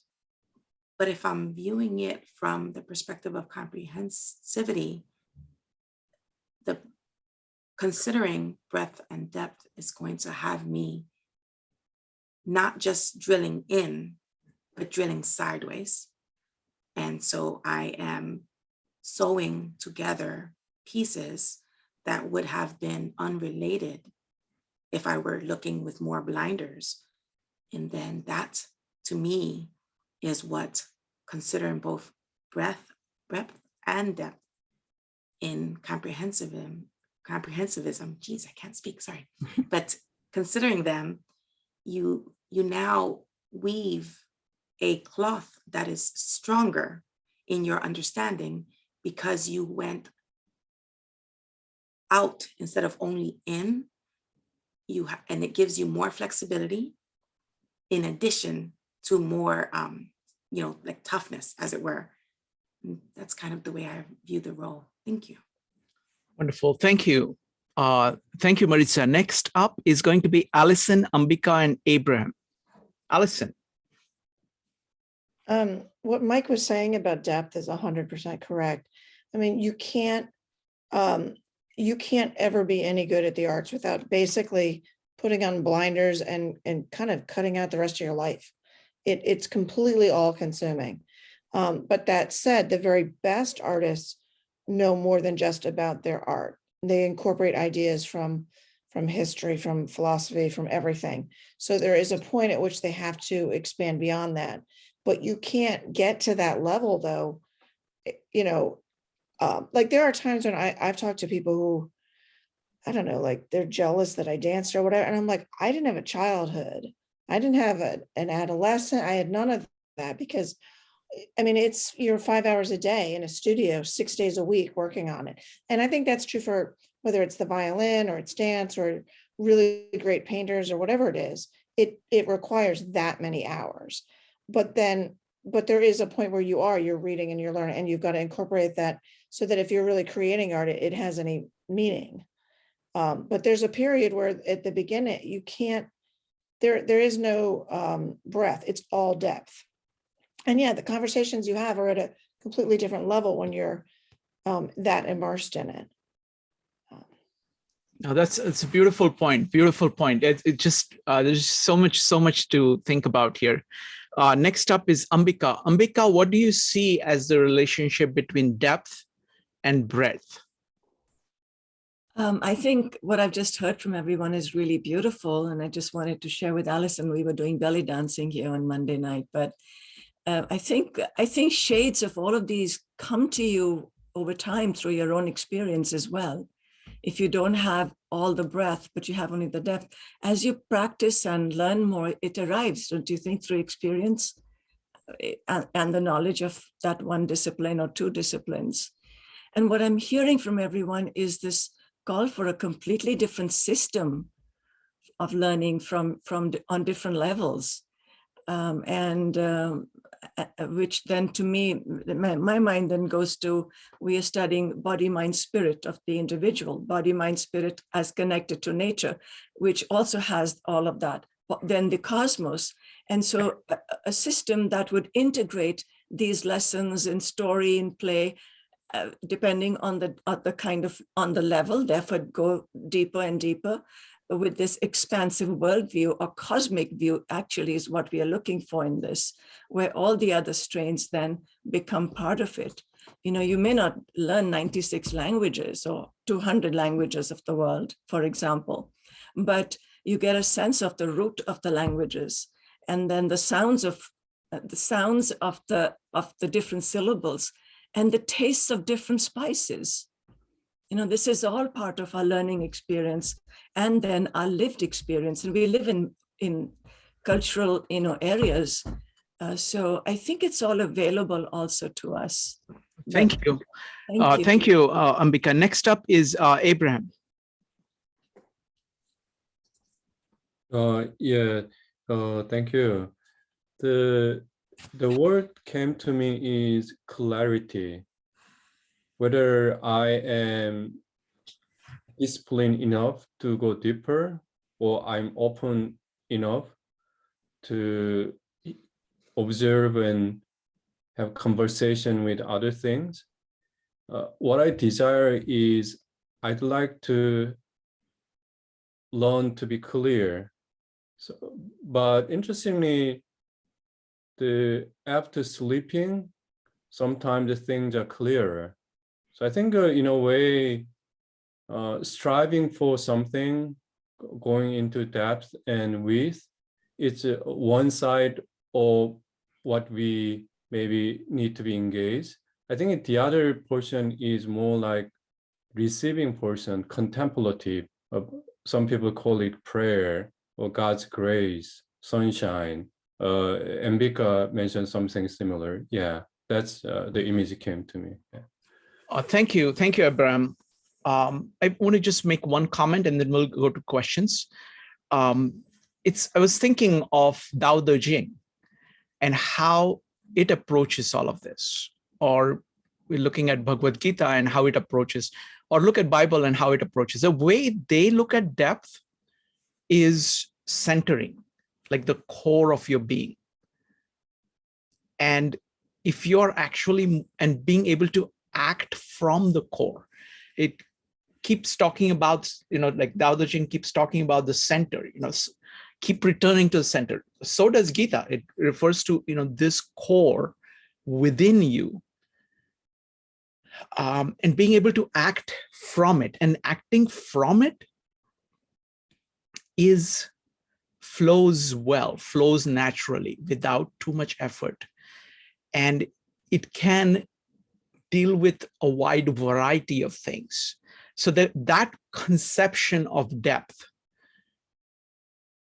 and that is gotten in many different ways. In some ways, like you can see like the Tao functioning in a dancer, and that actually they did that after a lot of work.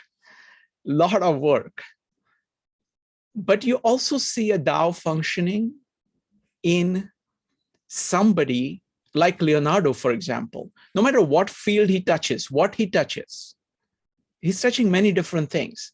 That aspect of this kind of flowing aspect, coming right from the depth, dealing with concretes as best as he can, seems to flow from it. So there is it's a very deep question of, what exactly is depth? and what exactly is, to what extent this is transmittable. In some ways, there are some people who can do something really well, but their skill is limited to that. Whereas there are some people who can do some things really well, but that ability actually touches everything that they do. So this is like form follows function. Like they have functions, they have ability of identifying functions in different things. And that is kind of combination of tremendous depth and tremendous breadth together. And that, I think, is the ideal of comprehensivism as I see it, that be as deep and as comprehensive as possible. And just by being open to it is a way of learning about it. Also, we talk about, in Bhagavad Gita or in Bible, we talk about love, doing something that you love, where there is this loop going on that builds, it's like Pygmalion, you're creating something that you are in love with. And that loop of you initiating something and it giving something back to you keeps building that loop. It goes deep, it goes broad at the same time. So there is a lot to be said here. But let's go to next level of questions. So folks, time for questions. Go ahead. This has taken longer than what I thought it would take. It is already 10:37, but I want to take questions. Okay, go ahead and type a exclamation mark if you have questions. We're going to go ahead and organize all the questions and go from there. Try to keep your questions brief, okay, so we can get to as many questions as possible. And then we are going to try to answer them. Okay, try to keep them as concise as possible. We'll start with Laura, followed by Vanessa, Joe, and Evanique. Laura, what's your question? You need to unmute. When we think about all this and we talk about it, but I go to do my daily life sort of thinking, where is this? It's this subliminal kind of thing that's in my head that's sitting there that's, sort of pushing me through the process, and I'm not thinking about it, or as I do this work, do I think about these things? Sure. And that's my question. I mean, Got it. I don't know. Got it. Is this quest for comprehensivism conscious or subconscious? Okay, I'm going to put it that way. Next up is going to be Vanessa, Joe, Evanique, and Maritz. Vanessa, what's your question? Actually, this is indirectly to the one you just raised. We as comprehensivists, do we maybe undervalue another one's like hyper focus, almost to a fault or obsession, maybe like one very specialized thing, where maybe they master things without looking at the things that affect it? Because it could be a wealth of knowledge, even if their conclusions are totally wrong. Do we maybe discount that when we shouldn't? Got it. Do comprehensivists undervalue focused work? Okay. Next up is going to be Joe.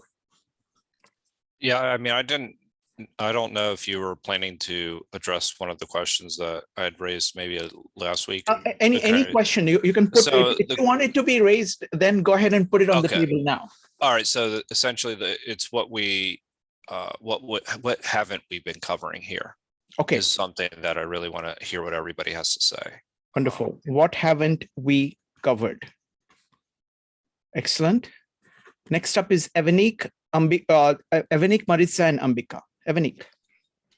My question is going back to what you said about creating something you are in love with. I guess the question is, how do we do that? Wonderful. How do you create something that you're in love with? Very good.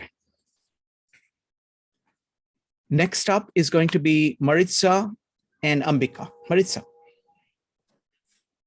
How do we consider comprehensivity from the perspective of a group as opposed to the individual? Wonderful. Comprehensivity in the context of a group. Very good. Next up is going to be Ambika, followed by Jyoti. Ambika, what is your question?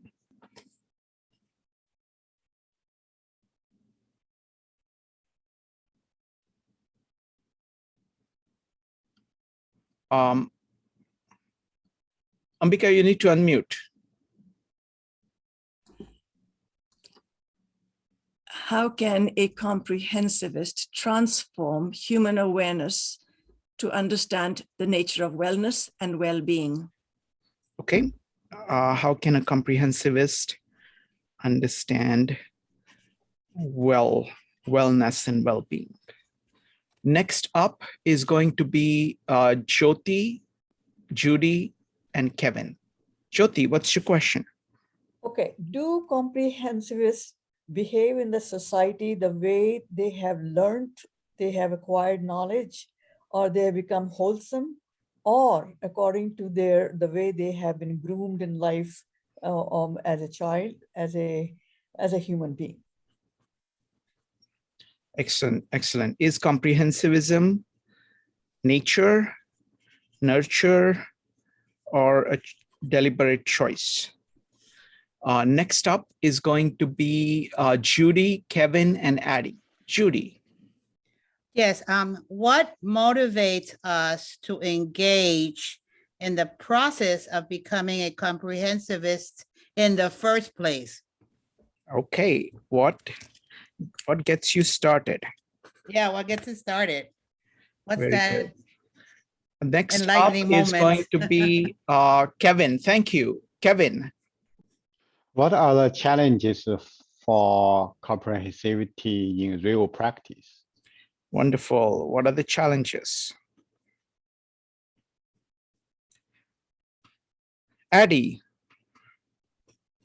I'm just thinking about how I can phrase this, but basically my question is, how does comprehensivist learn the same way as the reductionist? Okay, comprehensivist and reductionist. What is the connection? Okay. All right. So let's try to answer as many of these as possible. Let's see. So one is about how do you get started? Is it nature or nurture? Is it conscious or subconscious? Okay, so this is like the how of it. The next one is about what have we not covered. I do want to get to that. I do want to cover that. Next is about comprehensivism, individual and group. Next one we have is about how do you create something that you're in love with? What are the challenges of comprehensivism? Okay, so let's see here. Okay, so I want to start with questions which are more challenging. And let's try to keep the answers very brief. Okay, so this is going to be a lightning round. So try to keep your answers as brief as possible. What have you not covered in these meetups? Or you can say what you would like to see covered. Try to be as brief as possible. And feel free to be as varied as possible. So we are doing comprehensivism, for God's sake. All right, so let's go for it. Evanique, what have we not covered? African religions. Okay, African religions. Next up is Maritza and Joe. Maritza. Vine Deloria, indigenous peoples' religions. And Vine Deloria is an example. Okay, very good. Indigenous people, African people, indigenous people. We got two. Okay. Joe and Jyoti. Joe. So there's quite a bit, but if I were to focus, it's on two disciplines in particular, like engineering basically, hardcore, like kind of systems engineering. And then the other one would be mathematics, which you covered in two instances. Little bit, only a little bit, Yeah, so I think expanding Got those it. two. Next up is, thank you. Next up is going to be Kevin, Mike, and Abraham. Kevin, what have we not covered? It seems to me we only covered here and now. How about historical and the History. and history and democracy? Okay. Democratic, yeah. Okay, history. I'll put it as history. Next up is Mike, followed by Abraham. What have we not covered?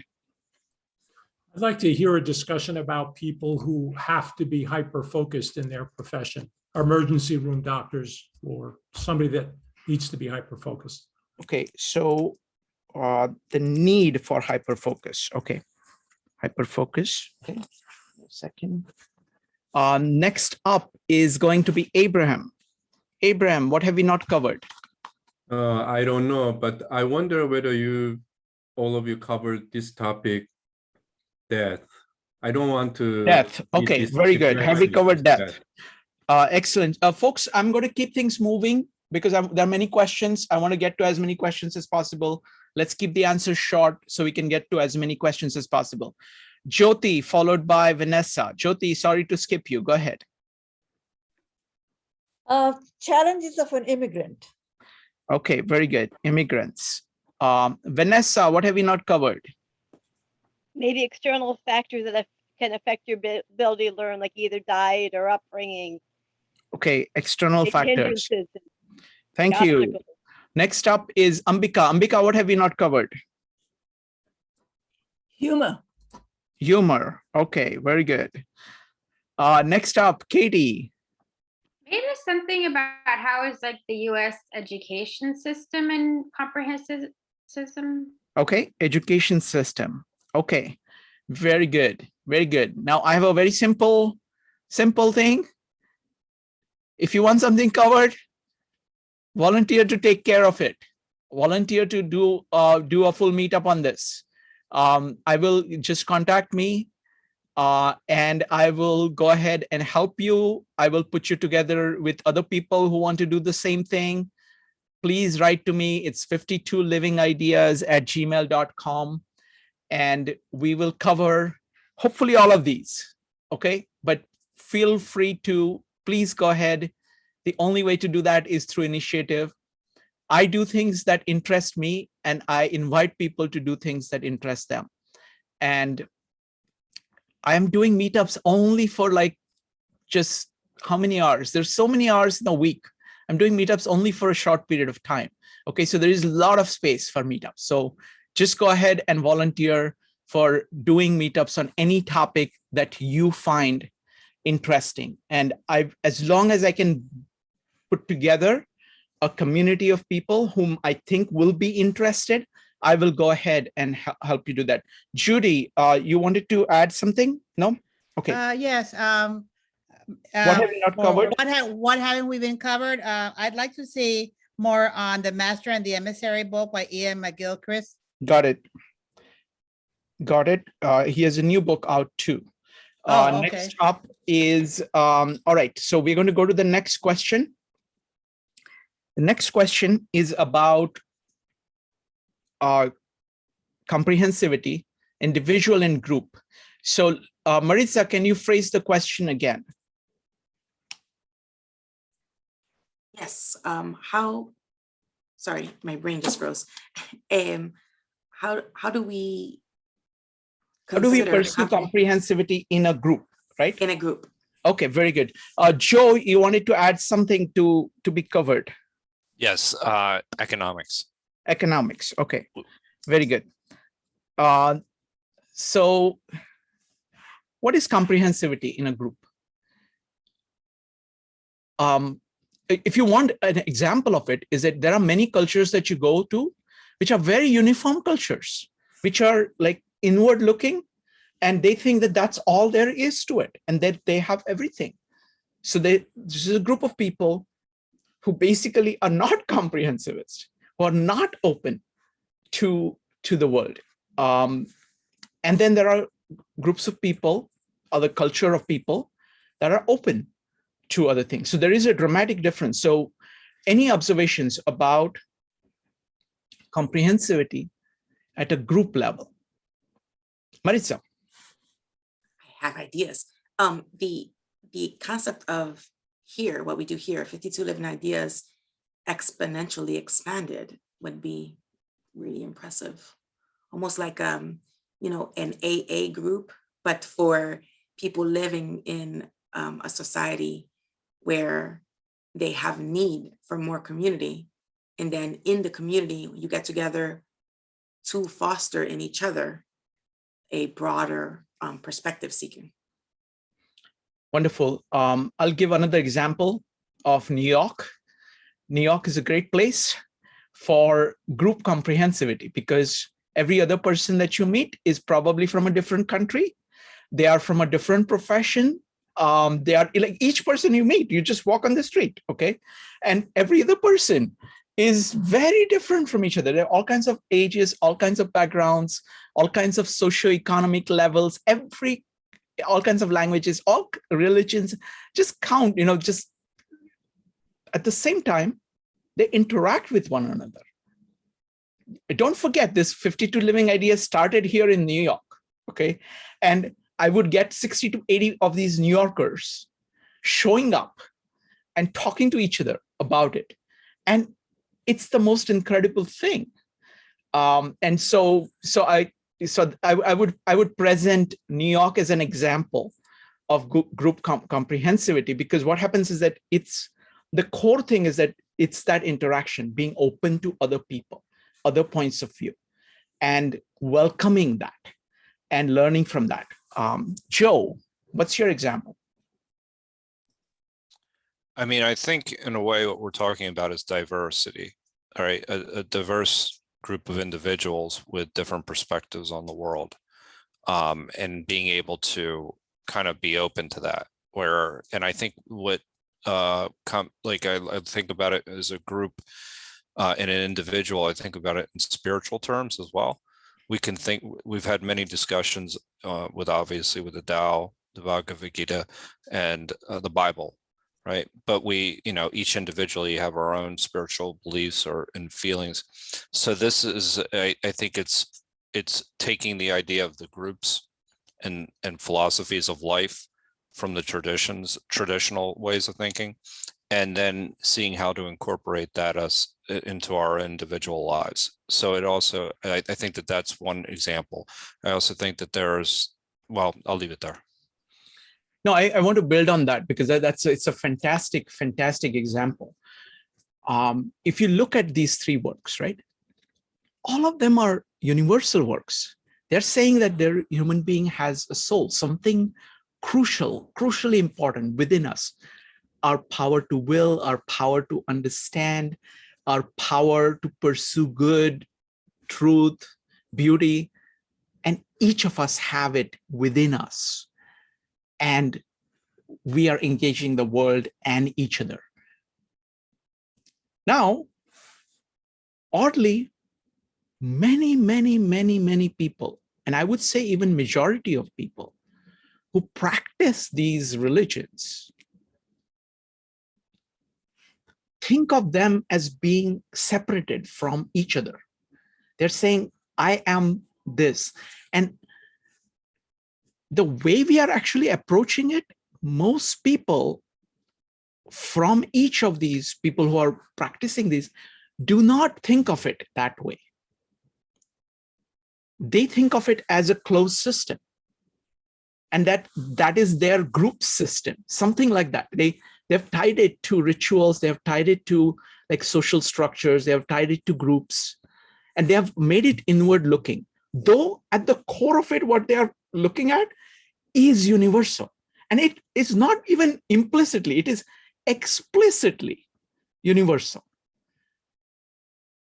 And what I'm finding, the stunning thing I'm finding is the commonalities, not just between these three, but between that and scientific approach to life, the secular approach to life, of being open to the world, being prepared pursuit of truth, being open to doing experiments, learning from the experiment. There's a lot of commonality in that. So it's a fantastic example of core open, core universal systems being used in a closed way.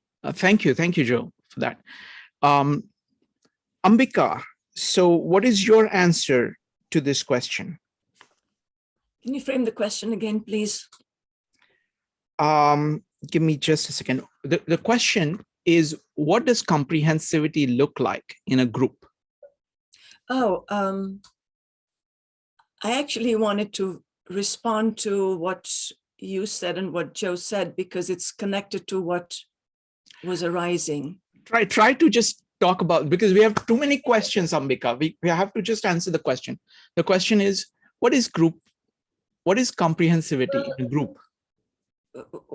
I'm having a little conflict with the word used in this statement, because I do see tremendous diversity where I've taught. And I don't want to keep talking about college. I wish I could talk about something else. But when you talk about, people coming from different places, I've had those experiences, which is also quite lovely. And we have it every day, on 52. But where my mind goes then is, how can this be the norm? Because in many ways it is. It's just that it becomes separate from people's lives in some way. And my experience, I talked about the student who did a paper in Tibet. She, as a Native American woman, she invited, this actually was beautiful. She invited me to a ceremony at her place where I met a shaman from Mexico. This was a long time ago. And he invited me to chant in Sanskrit and somebody to chant in German. And it became, he said, because we as a humanity are connecting now wherever we come from. And that was, I mean, that's one example. And it wasn't something I looked for, it just happened. And so these things are happening, and I think that's the beauty of it. Thank you. Next up is Maritz. What comes to mind here, and this was Ambika made the thought pop into my head, the idea that I have said before that I believe that the path towards improving community and culture lies in the individual. I can see that again here in many of the statements said. As we practice comprehensivity and we move forward, the more individuals we have getting together in communities who are practicing comprehensivity, the more comprehensive we're going to find the culture, and it's going to expand, exponentially in that way. And so it's a matter of getting more and more individuals to view comprehensivism as a way of life and not in a small enclosed environment. Wonderful. Thank you. Thank you. One point I wanted to make is this openness is really to individuals, because what happens is that the individual is the ultimate minority. It is each person is actually very different from each other. So it is not enough to be saying that, okay, I'm going to be open to this culture. You really need to be open to individuals and say, okay, who is this person? Where are they coming from? That is the kind of being truly open to human beings. Next up is going to be Abraham, followed by Kevin. Abraham.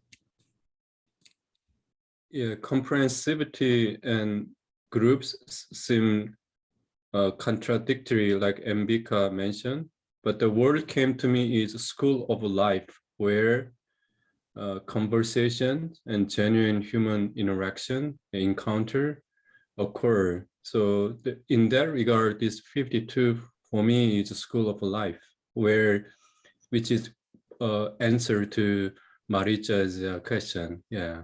Wonderful. Not flattering. That's how I feel. Yeah. Thank you. Thank you, Abraham.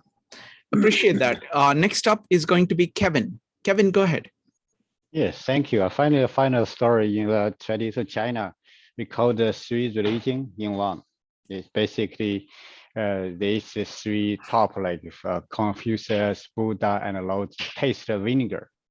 it's different taste. For Laozi taste, kind of like Confucius saw life as sour, and the Buddhism saw life as bitter, and the Laozi said it's okay,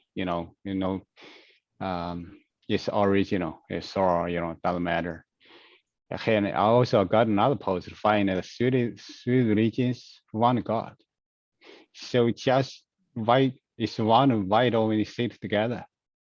We talk about it, share it. Thank you. Thank you. Thank you. Next, let's look at the, what gets comprehensivism started. Is it nature? Is it nurture? Is it choice? How much of it is conscious? How much of it is subliminal or subconscious or unconscious? What are your thoughts on it? Comprehensivism, how does it get started? Is it nature, nurture, or choice? Is it conscious or is it subconscious? Maritza, Evanique, Laura, and Joe. Maritza. My first thought is yes. So I believe it is all things. We have a natural sense of curiosity within us as children, but it is something that must be nurtured so that it doesn't die. And also the need for intentionality is so vital. So I do believe that as adults, we must make the choice to continue our path of comprehensivism. Wonderful. Evanique. My answer is going to be almost the same as Maritz's. It's all of it. I think it is nature, it's nurture. I think people are interested in different things. Maybe it's not academic pursuits. Maybe it's like things like fixing cars, sports, and fixing cars and sports or something like that. I think everyone has the ability to be a comprehensivist. And I think in many ways we are, depending on our pursuits in life. Wonderful. I just want to build on what you both of you said. Like comprehensivism means all of it. Like means that you're respecting nature, that you're respecting nurture for what it is. You are respecting your own choices. You are going to be doing things consciously. You are going to go through things which are uncomfortable, going through failures, all of that. At the same time, you're going to build up this subconscious thing in the process that is going to support you too. Everything is like you're trying to use all your faculties and everything that is around you, the whole world, people around you, your society, your community, and everything, all the resources that you have inside. Next up is going to be Laura, Joe, Vanessa, and Kevin. Laura. I think the first criteria is that you cannot be a snob. I mean, snobbery cannot exist in this because let's do one thing. Next question I'm going to ask, which I've been wanting to ask, is what not to do to be comprehensivist. What do you need to avoid? Because I think removing things is very important. I found that to be actually more important than adding things. So what do we need to remove in order to do that? But that will come to that. So okay. What is the nature of comprehensivism? Is it a nature? It's everything. It is everything, as good. Everybody said, but I have to say you cannot be a snob in any way in order to make this happen. So wonderful. Okay. Next up is going to be Joe. Joe, go ahead. So briefly, I think it's really important to be willing to challenge your map of the world. So I think that this is like an individual choice. I think you can be brought up in an environment that is open to learning. I absolutely believe that. But I think it's ultimately comes down to you understand that there may be a problem in the world and that you're willing to confront the problem. Because comprehensivity in many ways is the ability to solve problems. take generalized principles and apply them to a problem and to go to the adequate level of depth to solve that problem. So I think when you're looking at this in particular, that your willingness to get comfortable with being uncomfortable, and that's an act of the will. So I think there's a ethic involved here as well, the idea of courage. You know, you have the courage to challenge your map of the world and the courage to fail. And so I think that that's what, when I think of comprehensivity, I think it's kind of both. You can be brought up in the environment, but ultimately it's up to the individual, because your environment is limited no matter where you're coming from. Excellent. That's a great point. You know, adding the point about the ethics, you know, you need to take responsibility for your actions. You need to actually genuinely love things, you know, things that you make other people, all of that.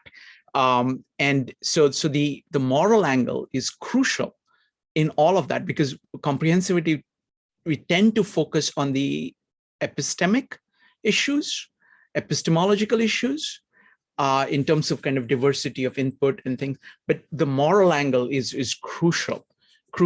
Excellent point. Thank you. Next up is Vanessa, followed by Kevin. Vanessa. I would say initially it's definitely nature, kind of think like kindling to the fire. And then depending on how it's nurtured, decides if it's like a plain choice or if it's more subconscious where just you don't realize you're doing it. It's like your default. And if it's not nurtured enough, you're going to have the chaotic, you know, just like the kid in the candy store trying to figure out, like if you have a burn, you have a controlled burn or the haphazard engulfing everything. So the nurturing kind of just decides the path. And of course that can be corrected as you get older, but definitely the nurturing kind of sets initial path. Excellent. I like that. I like that progression. Go ahead. Like how many people, I mean, when I heard kids eating Tide Pods, yeah, I mean, thank you. I want to build on what you said. It was excellent point. You know, it kind of always starts with nature. You know, it's like you look at kids just born and you can see that they are different from each other. So, you know, there is differences when we are born. And that's one thing. So it always starts, everything always starts with nature. Then there is nurture, where the parental influence is huge, the cultural influence is huge. But then at some point, you develop the ability where you become your own nurturer. You know, you build your own life. And that's where the morality comes in, of saying, are you going to take the responsibility for your life? Are you going to make the tough decisions? Are you going to have the courage? You know, are you going to be honest? And so you start creating this, and then you are basically nurturing yourself in the sense that you are building up your own character. So those are the three things, and in that sequence. Next up is Kevin. Kevin, what do you think? Is it nature, nurture? Go ahead. Yeah, I agree. You guys talk, but I think about what's the conflict between comprehensivity and with real world. For example, we want to look for a job. Normally, we need specialization, search area. If you see more, you talk more, I'm polymath, I know this, know that, oh, sorry. I know you know nothing. They couldn't assume you. Mm-hmm. Thank you. Thank you. Thank you, Kevin. Thank you. All right. So now I want to talk about two questions. One is the question of what not to do to be a comprehensivist, what not to do. Okay. Addie, you wanted to talk about nature and nurture? No, I'm wanting to talk about the next question that you're going. The next question. Okay, excellent. Excellent.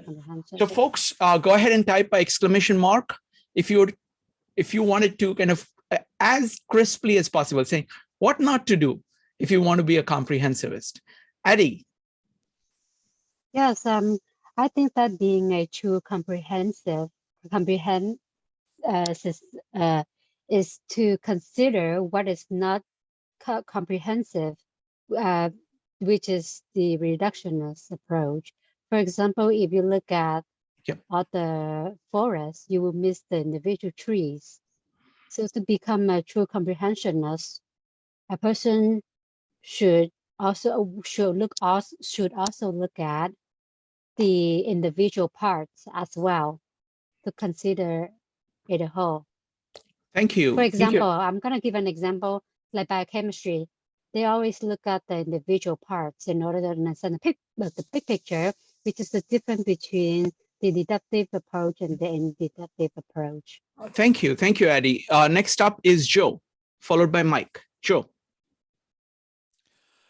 Yeah, I mean, I think perhaps the number one pitfall I would think is gravitating towards your comfort zone. I mean, and what your desires are and what you already know.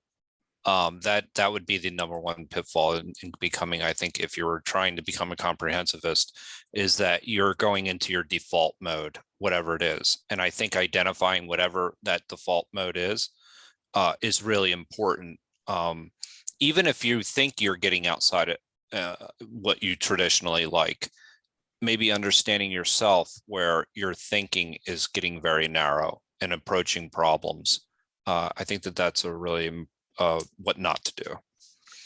Thank you. Next up is going to be Mike, Maritz, and Evanik. Mike. I think this follows Joe's point. Make sure that you don't leave a discipline or stop doing something at the first sight of discomfort or difficulty. It's okay to do it now and then, but if you continuously or habitually do it, you'll be in that dilettante or dabbler category, which is not good. Wonderful. Next up is Maritza, followed by Evanik. Maritza.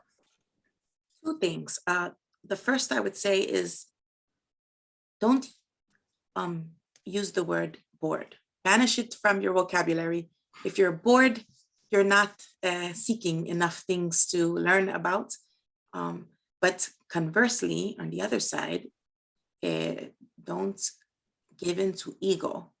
Sometimes in a room full of people, if one finds oneself to be the one with the most amount of bits of knowledge, we may fall into a false premise that we've arrived, perhaps. And I think that would be just not good for our continued forward movement in comprehensivity. Wonderful. Thank you. Thank you, Maritza. Next up is Evanik, Ambika, and Kevin. Evanik. Yeah, going off of Mike's point, definitely don't quit, especially when it gets difficult and when you don't understand. And I think that plays into Maritz's point as well about the ego, because your ego will tell you, oh, this isn't worth it.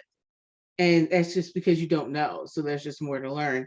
And I think too, don't be afraid, but kind of contradictory, but not, don't be afraid to take a break from it. Like if you just feel like you're stuck with something or you're stuck on a point or you just can't get it, take a breather, relax, just take a breather and take some time away from it and come back. Because usually when you do that, you get more from it. So don't be afraid to take a break and don't quit. Wonderful. Next up, Ambika, what is it that a comprehensivist should not do? What should you get rid of? What you should get rid of is the sense that you have to have all the answers. You can't. Let them arise in the group. And what you can start to practice is to be vulnerable yourself if need be, because that's a big step forward for many people who've had to, lead things in groups. So thank you.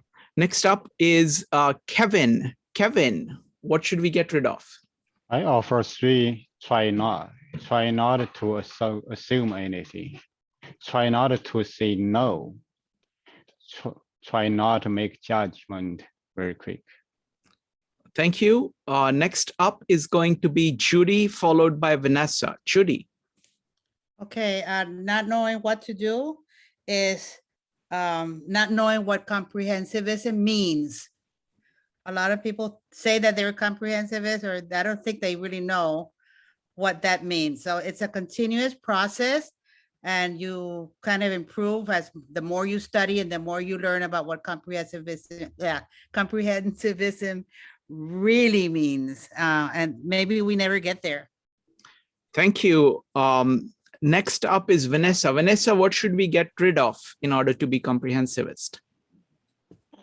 to stop looking to others for either evaluation or input, and also to be willing to ask the question that you think you may look foolish rather than not ask it at all. Wonderful. Thank you. Thank you, Vanessa. All right. So let's come back to the question of depth and focused work, because that was a question that was raised multiple times. Like, do comprehensivists undervalue focused work? And what is the integration between focused work and comprehensivism? Go ahead and type exclamation mark if you would like to share. Or you can talk about, don't talk about like people in general. How do you see it? You know, what do you see as a value of focused work? And how does it relate to comprehensivism? Evanik.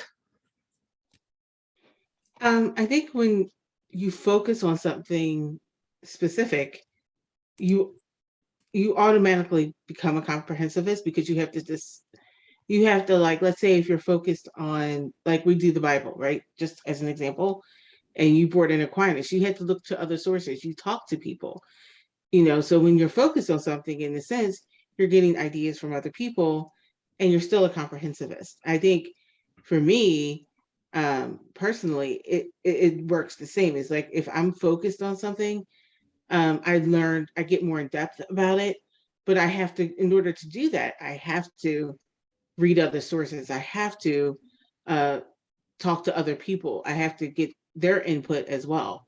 So I think that focuses, that even is focusing on the topic makes you a comprehensivist. This is it's really fascinating point. I completely agree. And I also think like that, because what happens is that when you focus on something, you really love that, you know, that's what you want to do. And you want to make it as good as possible. So you are actually looking at all the consequences of it, all the prerequisites of it, all the side effects, so you automatically try to put it in the entire context. And so I think that focus, kind of deep love of something, and comprehensivism to me it's actually one and the same thing. So that's just how my mind works. So that's excellent point. Thank you so much. Next up is Joe, Maritza, Charlie, Abram, Allison, and Vanessa. Joe. You know, I don't think comprehensivists undervalue specialization. I really don't. I think they admire it. I admire, I can tell you this, that people that know what they want to do, and that's what they're going to do, and they start early, and they, you know, I have a niece that's wanted to be a vet since she was a very little girl, and then she's in the process of becoming a vet, and that's what she wants to do.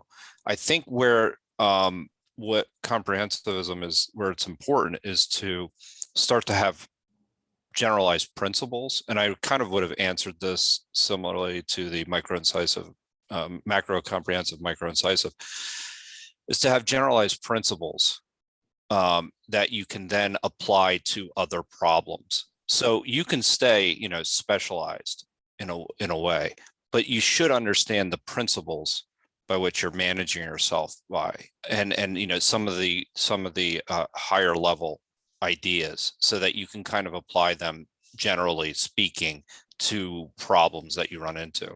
But I do think being focused and having a passion about something is something to be admired. That's just, yeah, I mean, I completely agree. Like I've studied, you know, many people, like for example, Beethoven, right? He was focused on music, but you look at his entire thought, it is basically about like the entire range of what human beings are. And it all shows up in that. It's in the process of doing that, in our process of doing music, he's going to bring in a lot.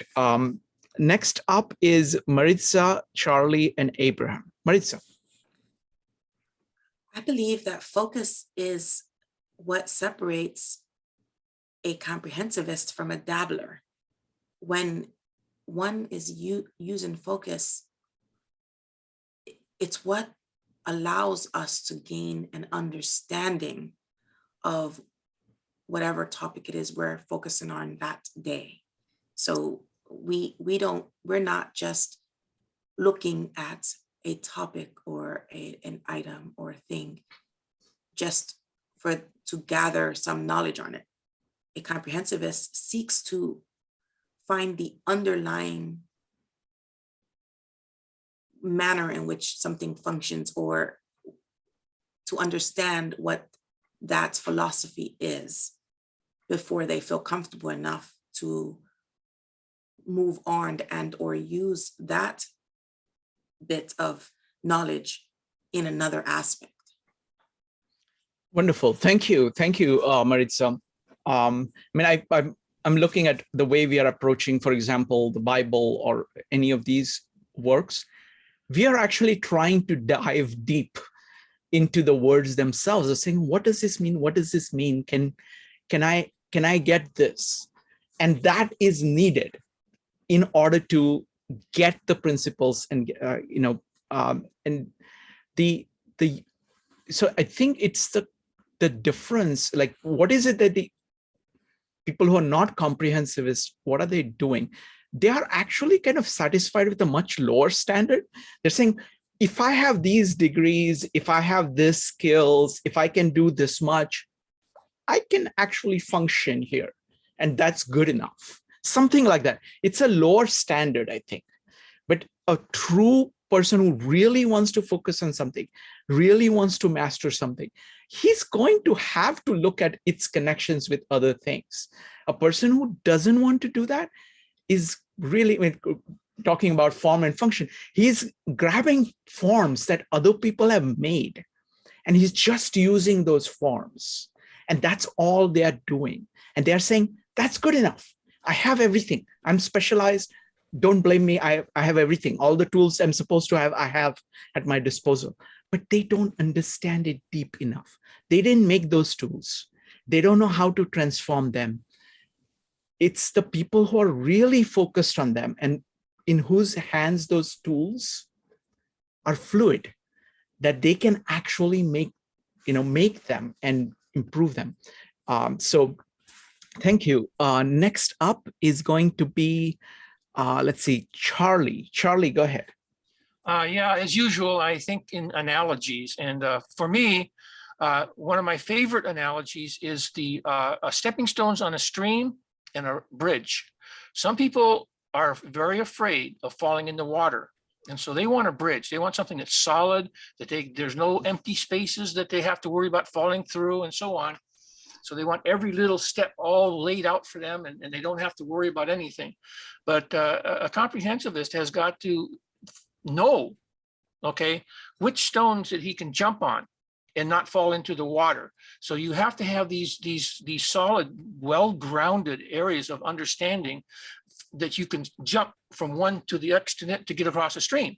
And so basically, for me, that's the thing I was saying before about the spider web is a similar kind of concept that you have to have these anchor points where you can depend on. So when you jump from one place to another, you don't fall in the water. Sometimes you might know, sometimes you do. Okay, and you have to get up and dry yourself off and get back into the game.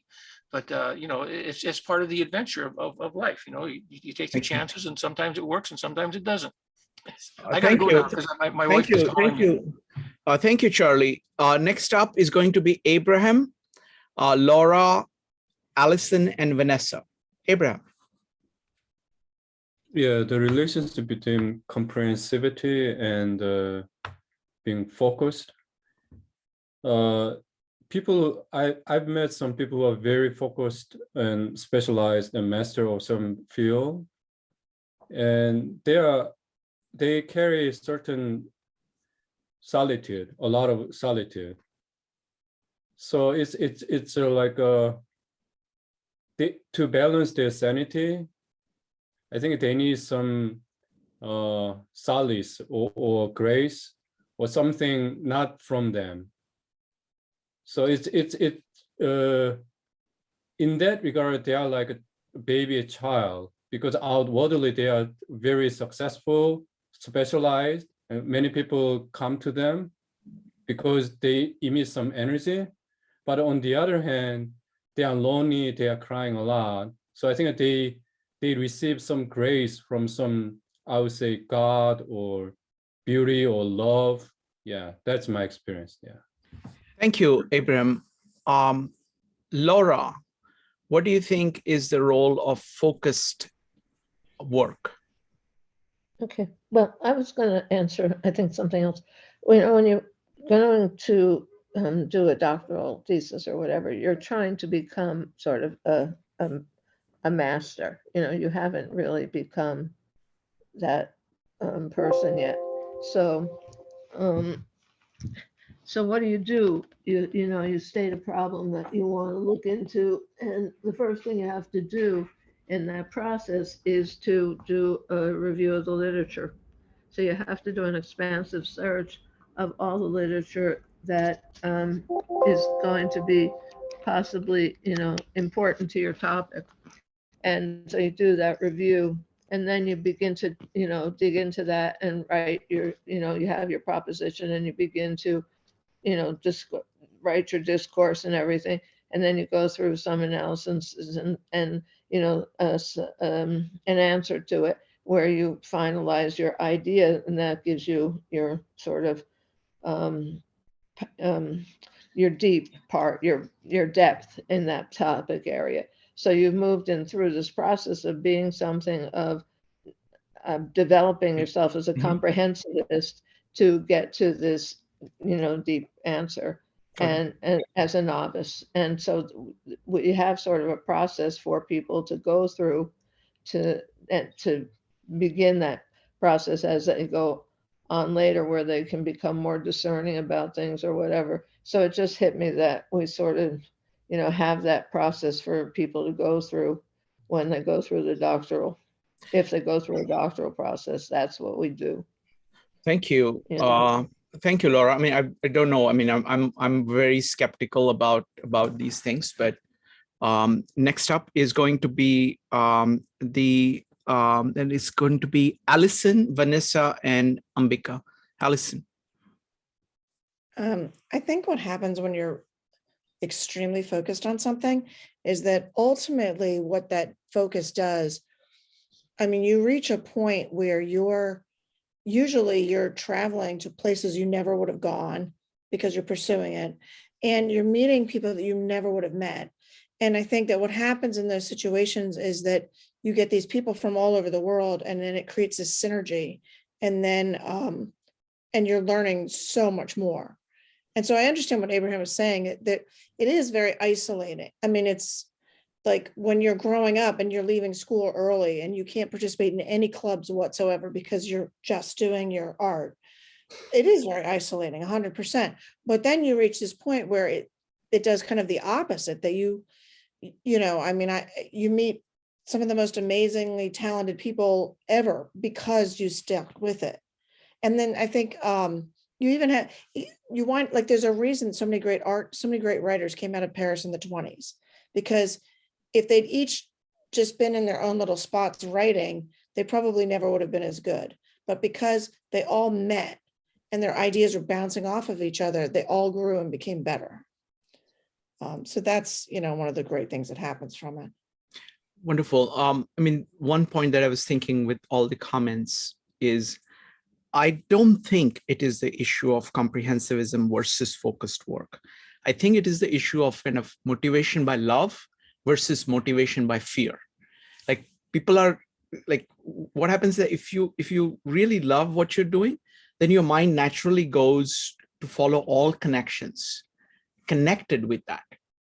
Whereas if you're afraid and you're all trying to say, okay, I don't want to screw up, I want other people to respect me. So it's all kind of, motivation by fear of saying, I don't want to do anything wrong.